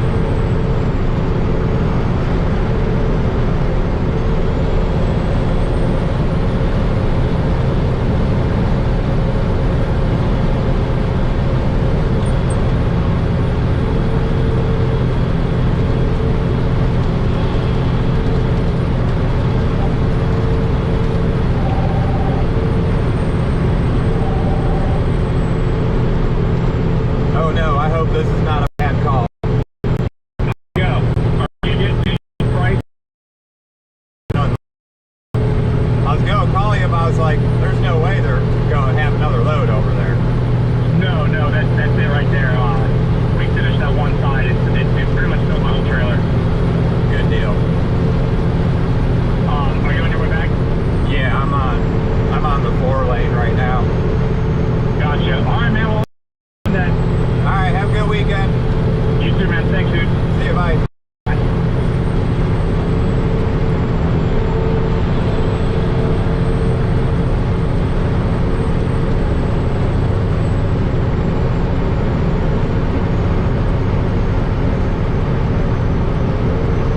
Yeah, if you're a metalhead, man, I tell you what, living in Cleveland, and I went to school, them guys, that band Chimera, I went to school with a bunch of them, so I got, I see them anytime they play. And my buddy went to school with Mushroom Head, so, and my father-in-law knew one of them guys, so it was like, we always got to see them guys playing in concert. But yeah, I mean, every weekend we'd go to a metal show. At some point in time, we'd go to a concert every night, but man, you pretty well name it, I'm pretty sure I've just about seen them at least once in the past. Shit, we didn't stop going to concerts till I was like 40 some years old, I guess.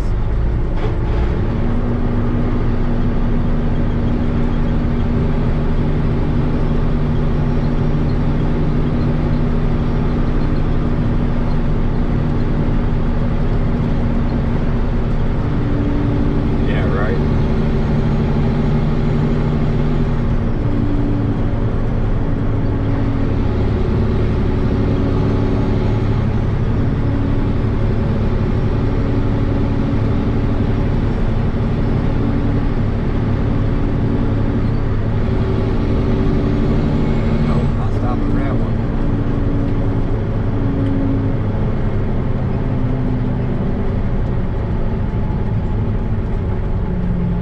That's one thing that sucks about being from Ohio, because that's where that dude got shot at.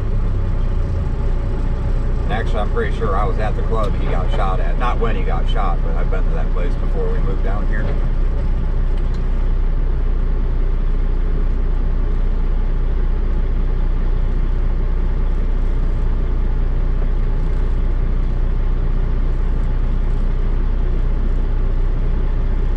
Yeah, he put on a really good show. It was just weird because, like, he was drugged out so bad for a while that, to see him in his new life or whatever was really cool. It was just weird because it wasn't Pantera, but he wrote the shit, so he's allowed to play it.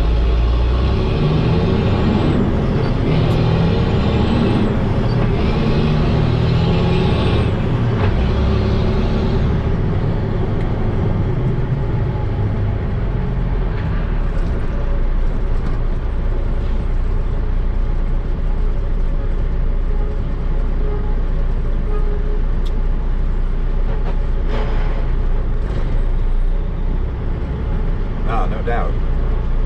Yeah, you better leave a comment on one of the videos that's like planets, that way I can find you and check your channel out. I thought I subscribed to you earlier, but I might not have.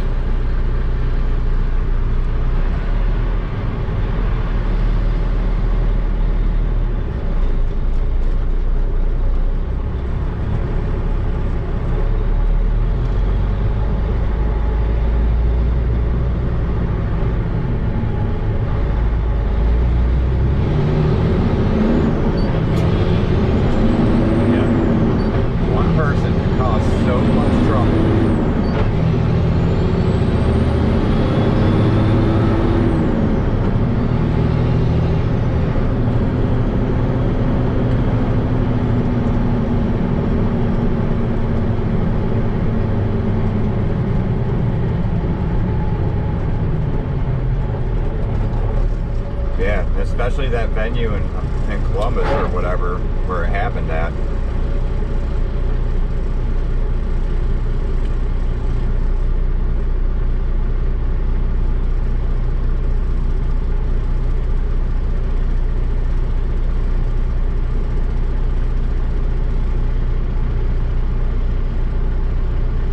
Yeah, I used to play guitar when I was younger. Then I started smoking weed, and I started getting in trouble, and I started chasing girls. And I started going to jail all the time.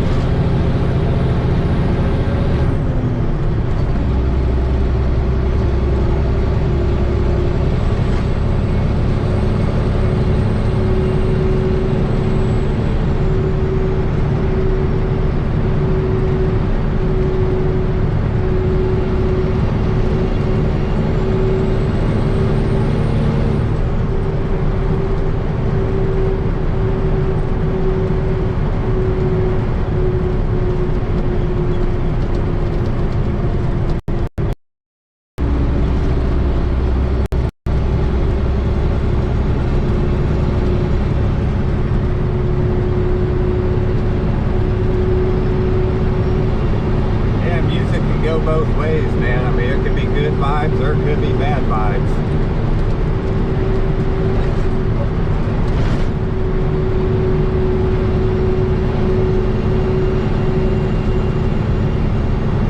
I feel like if I need some motivational energy, I'll go ahead and put some music on, and it usually works pretty good. I'm guessing I listen to positive stuff. Even though I'm a metalhead, they say a lot of negative shit, but positive, I guess. Makes me feel better.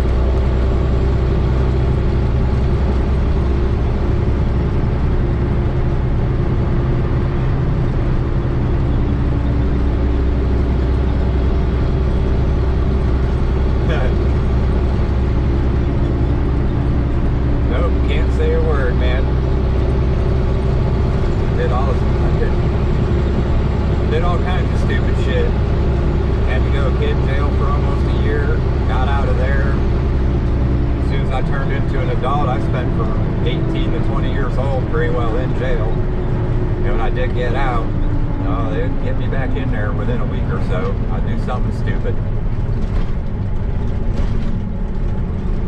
But I'm definitely not the kid that set the living room on fire. I know you set your neighbor's car, but it seems like I know a lot of people that set the living room on fire.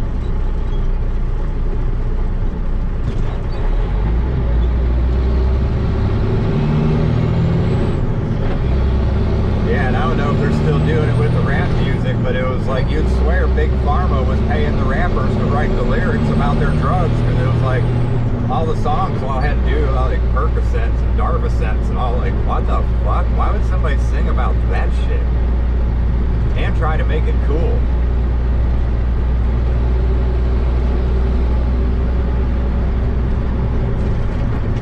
I used to listen to the Ghetto Boys, Snoop Dogg, Dr. Dre, Bushwick Bill. I can't even listen to that stuff now. Even like NWA, I can't listen to any of it really.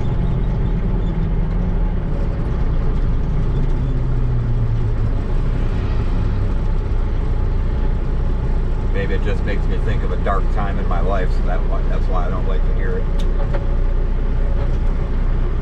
have a bright life now. I don't want to see anything dark.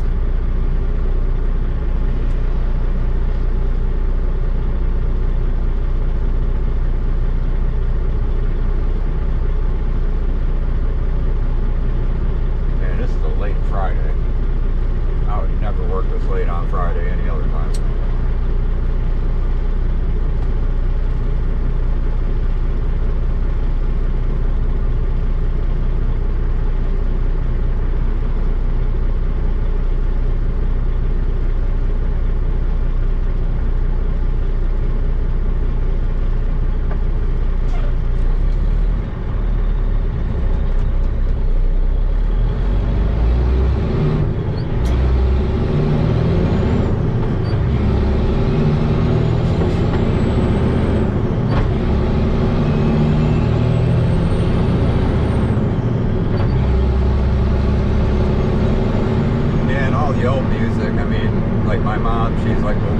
Hippie or whatever, but you're right, like music was definitely like better for a group.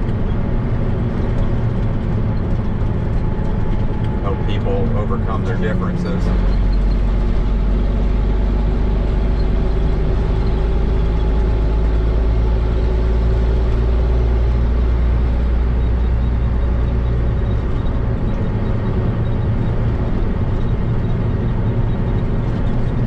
At that point, you know, we all know everything they're doing is trying to separate us.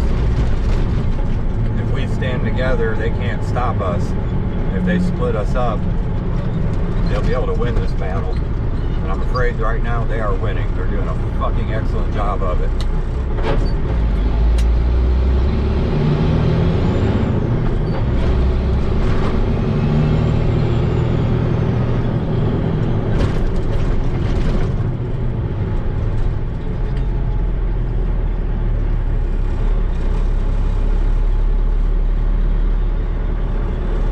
Doing them a rock concert out here.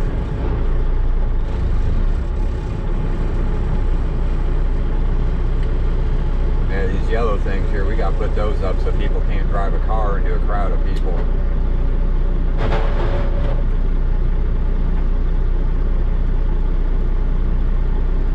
Yeah, and speech is powerful, man. Like, you know, sometimes you just say something stupid and then, you know, it comes true, and then you realize, like, oh crap, you know, I just said that, maybe I shouldn't have said that.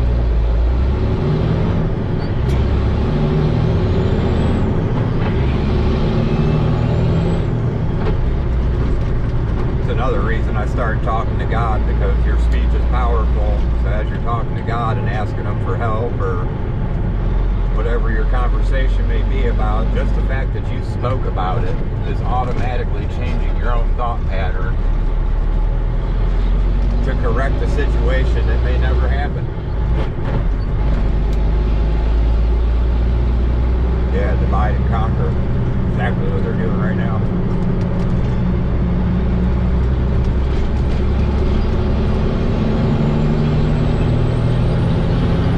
But, you know, like I said earlier, when you got 85% of the people are programmed sheep, they're not going to stick together. You know, in America, we talk about the 3% that won the war. We got 15% right now. According to the military, they say it's 15% of us are awake and aware of what's going on in this country. So that's better numbers than back in the old days. But, you know, if you find your like-minded people, do right by each other and stay in touch, it'll all work out in the end, hopefully.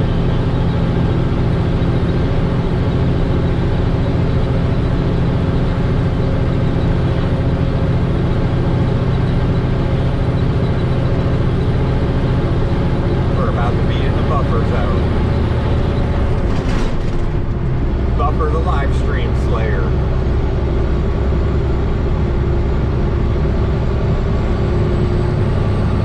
Yes, sir, that is the truth.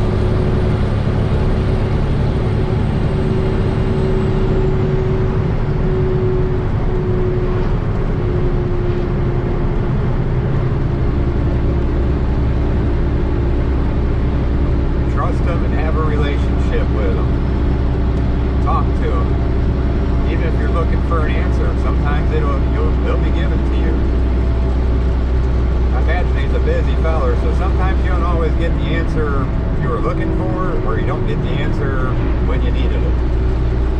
But you get the answer one way or another.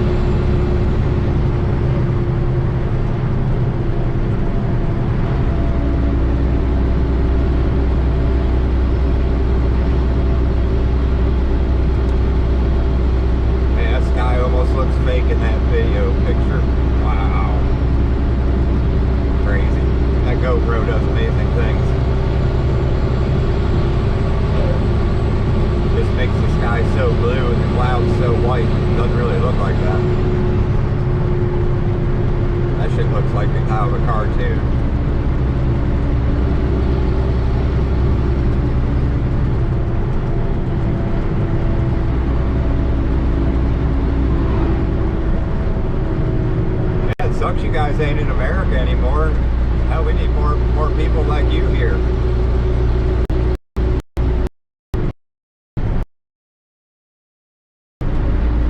Not the people that they've been dealing us lately.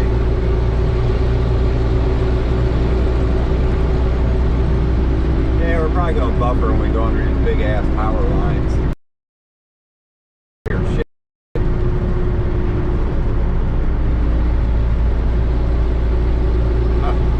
Making me a liar today, huh? My CV didn't even start screaming at me.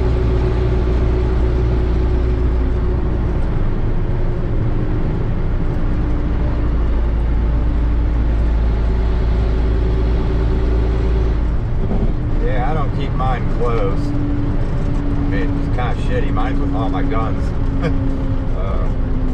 Hopefully it's keeping them safe too.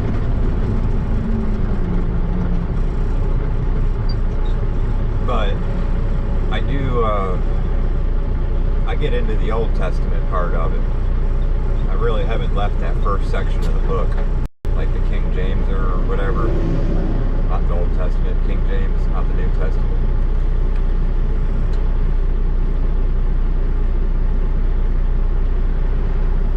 I got a friend, he's been through, he's pinned everything already been spoken about in the Bible, and he finds it, pinpoints it, and shares it with me.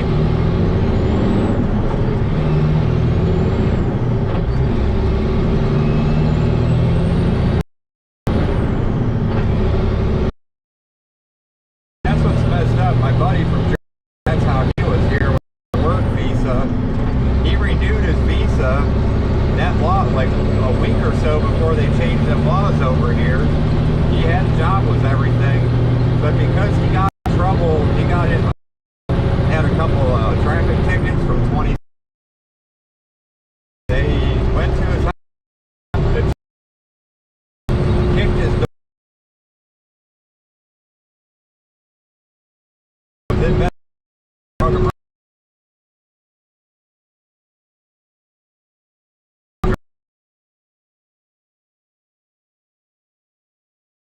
door.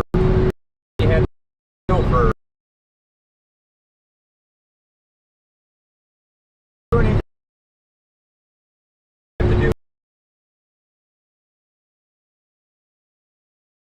Would you mind coming in when we get a flight ready for you to go back to Germany? And in the meanwhile, you can get your ends together. No, they drug him out the house, threw him in jail.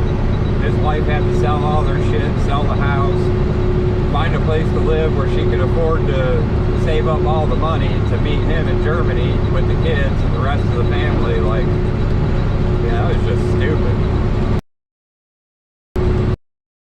Not proud of my country. Not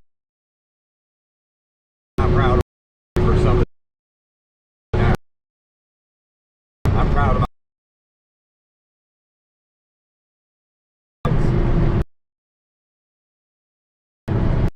that he taking it away, making you think you got it. And you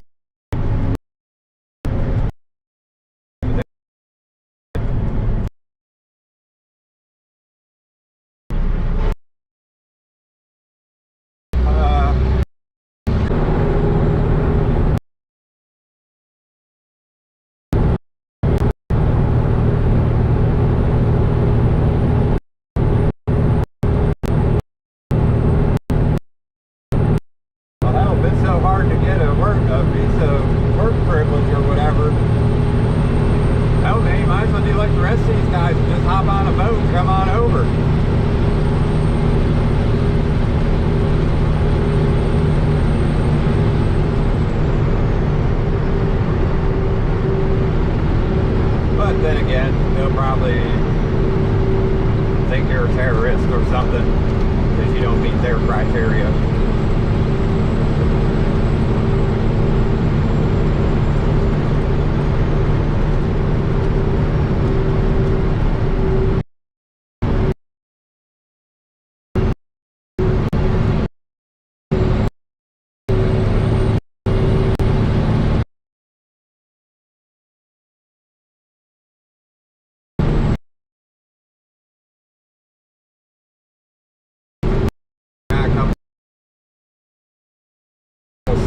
Illegal. Get free medical, free housing, don't have to get a job. Somehow they're getting cars and driving cars around, nicer cars than anything I own. I mean, maybe not the Camaro, but my regular cars. And it's just like, I don't understand how that's fair. We got hungry, homeless, starving Americans that can't get any help. But just some random yahoo from some country can come over here and live the dream.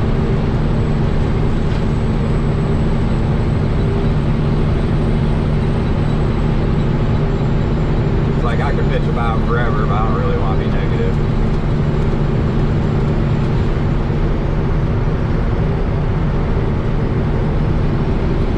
Man, I hope that ain't bad news up there. I hope I'm not getting detoured.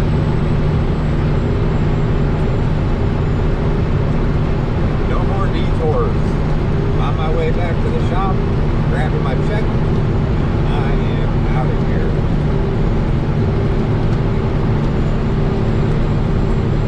And we didn't even buffer this whole trip. What the heck?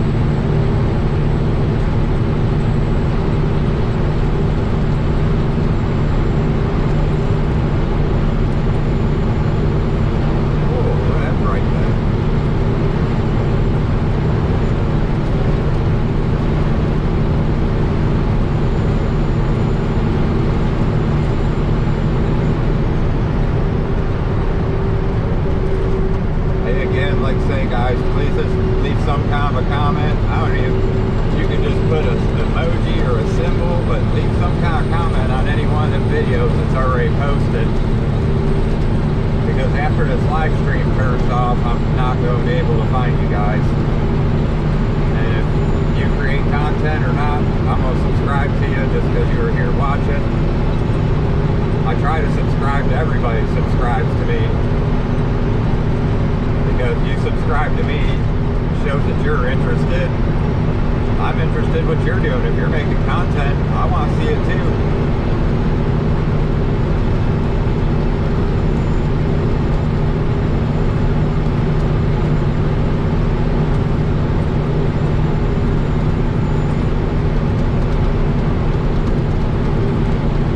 What's that, Calurgy?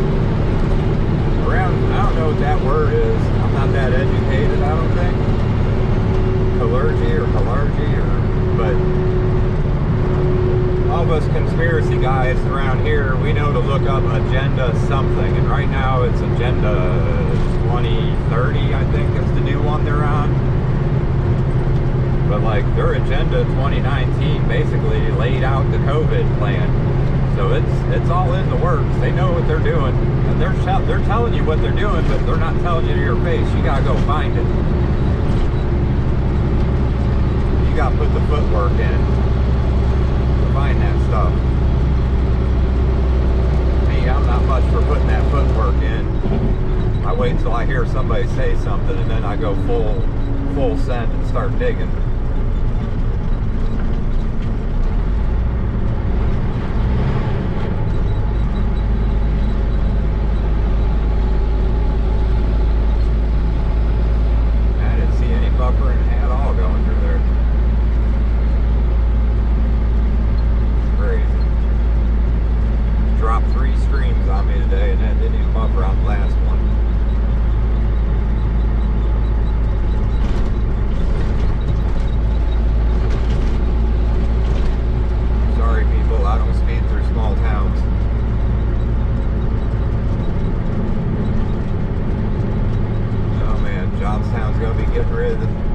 On electric bikes now too. Don't worry, I'm watching you, lady. I'm not gonna run you over.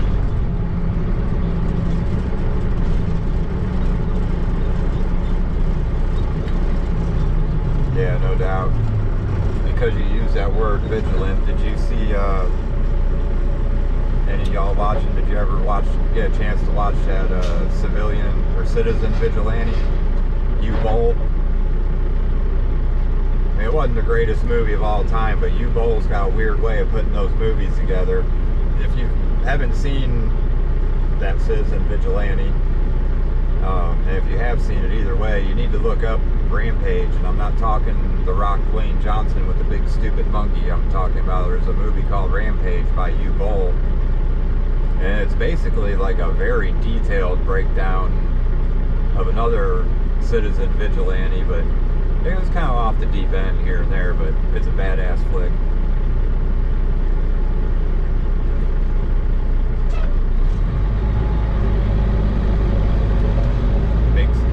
Makes me want to be patriotic, but there was some discrepancies. I won't say too much about the movie in case you decide to find it and watch it, but he does kill a lot of innocent people to get his point across, but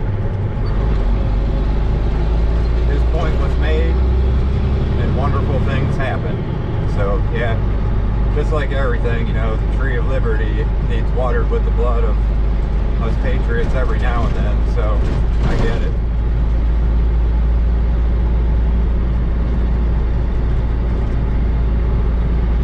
Oh yeah, Man They Live with Roddy Piper, that's a good one. Yeah, but there's 3 movies. I mean, if you just watch one, it doesn't fit. The first one's really cheesy and slow. The second one gets a little bit, quite a bit better, but then the third one's just off the chain. But there's 3 of them. To help you find the movie series, I think you're going to want to look up Rampage. What the heck is it called? Rampage White House Down? No. Shit, I can't think of the name of it. Either way, look up U-Bowl Rampage on Google or Wikipedia or something. You'll find all them flicks. Citizen, Vigilante, and the 3 Rampage movies.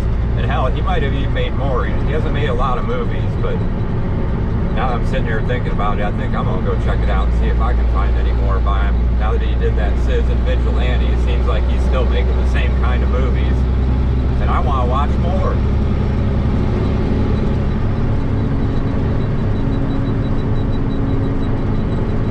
But yeah, Rampage is badass, especially the end of the last movie. Oh, Capital Punishment. That's the name of the last one, Capital Punishment. That movie is just so badass.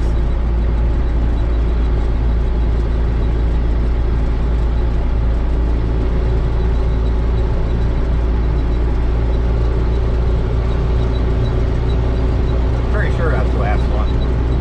The first one was just Rampage. The second one was Rampage something. And the third one had a name after it. I want to say the third one was Capital Punishment. I don't know, Google may not want you to see it, but Wikipedia will definitely let you see it.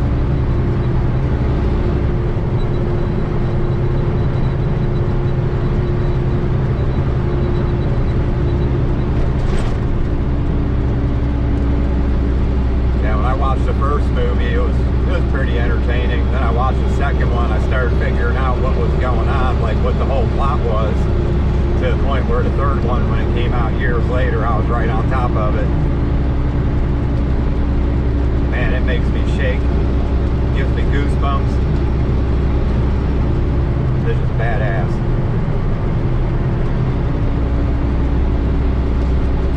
I feel every patriot, whatever country you're from, should probably watch it, because it makes some very valid points about the problems and the solutions. Again, though, like I say, homeboy killing lots of innocent people was a little bit off. Well, even in Citizen Vigilante, he was a little bit off, but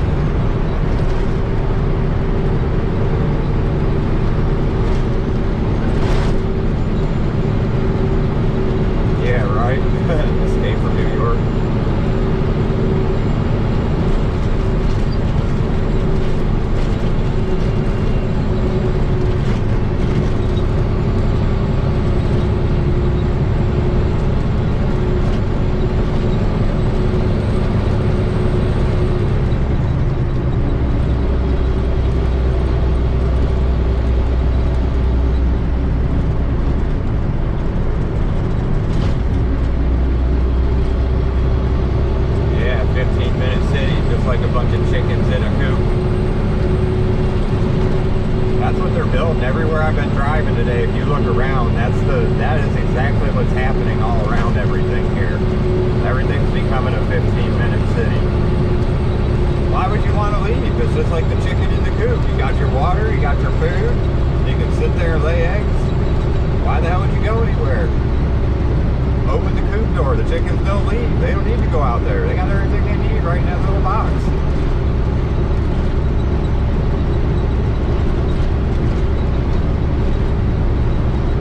Makes me feel bad because I got a bunch of chickens too. They're living in a 15-minute city in my backyard.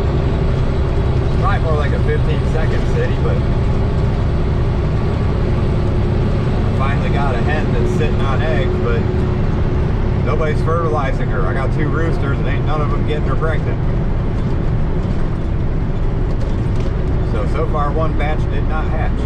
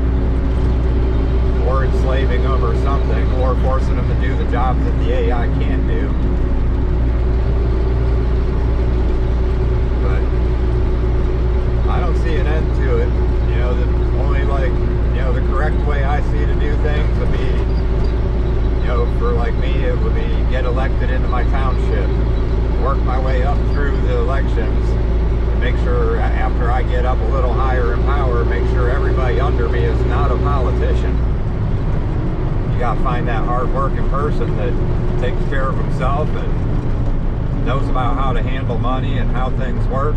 Not a politician. Somebody who can't be bought. And I can't be bought. I've been broke my whole life. You think you can offer me money to do something against my morals? It'll never happen. I could win the lottery right now and have $20 million. I'll be this exact same person I am today.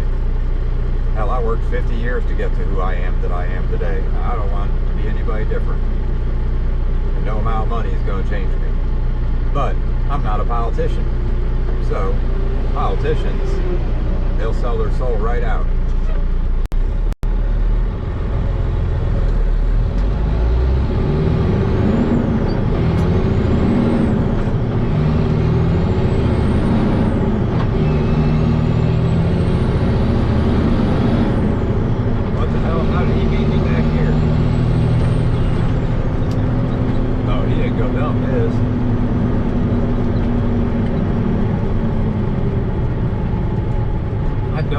That's why I'm here so late.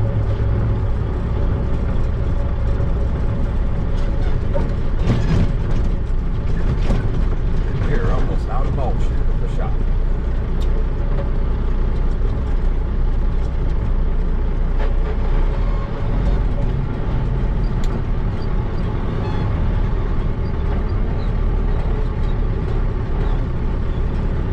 Yeah, I mean, you're laughing, you're poor, but you're probably rich in the heart.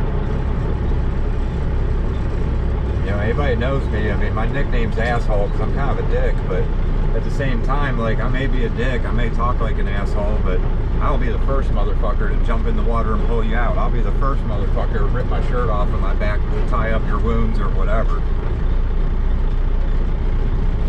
You know, I'll be the first for a whole lot of different things, and I have been my whole life. I've been poor my whole life too, and I've learned that money don't make a person.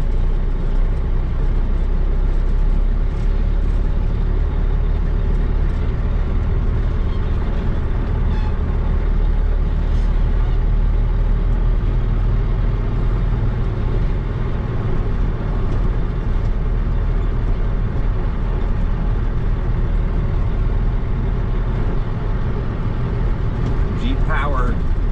Yeah, see? I'm not making money either. Look, I'm driving a 2000 Jeep, and it doesn't talk to me. It doesn't tell me where I'm going. It doesn't tell anybody else where I'm going either. That's my favorite part about it. And I've had a lot of vehicles throughout the years, and I've always hated Jeeps, but this one's been pretty damn good. Oh, what kind of shit did I do here? Boy, I really set myself bad in the park. Oh. Where are you at? I don't want to hit that truck.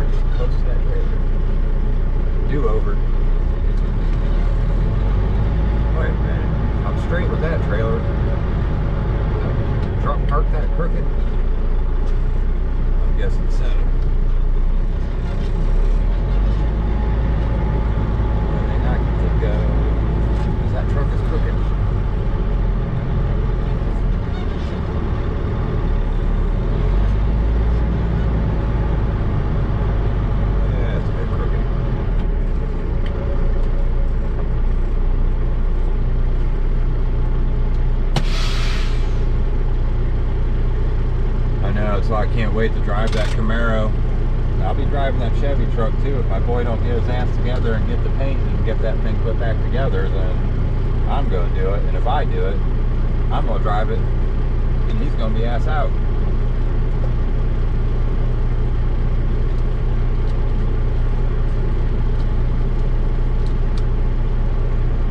Hey, all you guys have been great today. I appreciate it. It was definitely the best day I've had driving the truck with the live stream. That's nice to sit there and talk to people. When you're in a world that all you do all day is sit there and talk to nobody, sit in the truck all day, you might get a hi, hello out of a lady in the place I dumped the stuff, but so I really appreciate you hanging out here and talking to me. And I'll be cutting this live stream off here in a minute. I'll pack all my crap up to head on home. I suppose we might try battery power to see what happens here. Well, it didn't kick it yet.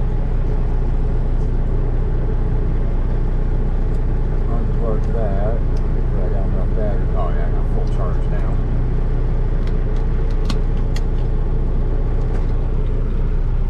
Yeah, I hope your weekend goes well too.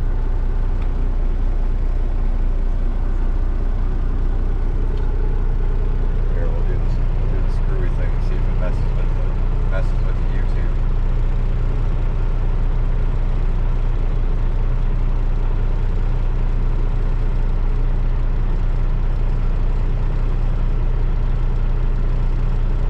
Man, why are all these hornets following my truck today? This is getting stupid.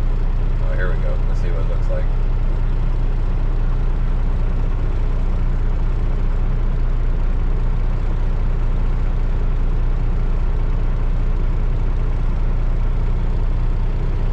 Oh, it's not clear enough to see the infinite impinges.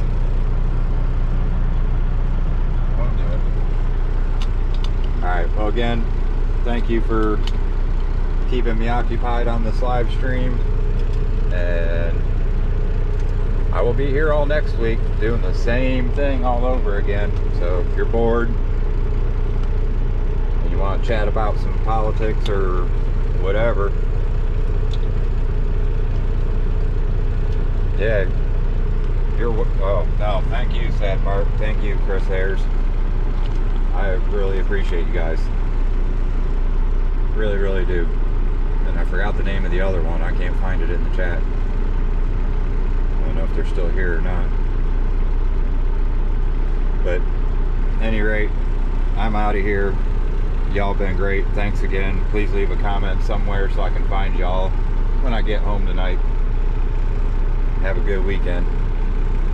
Love y'all. Appreciate it.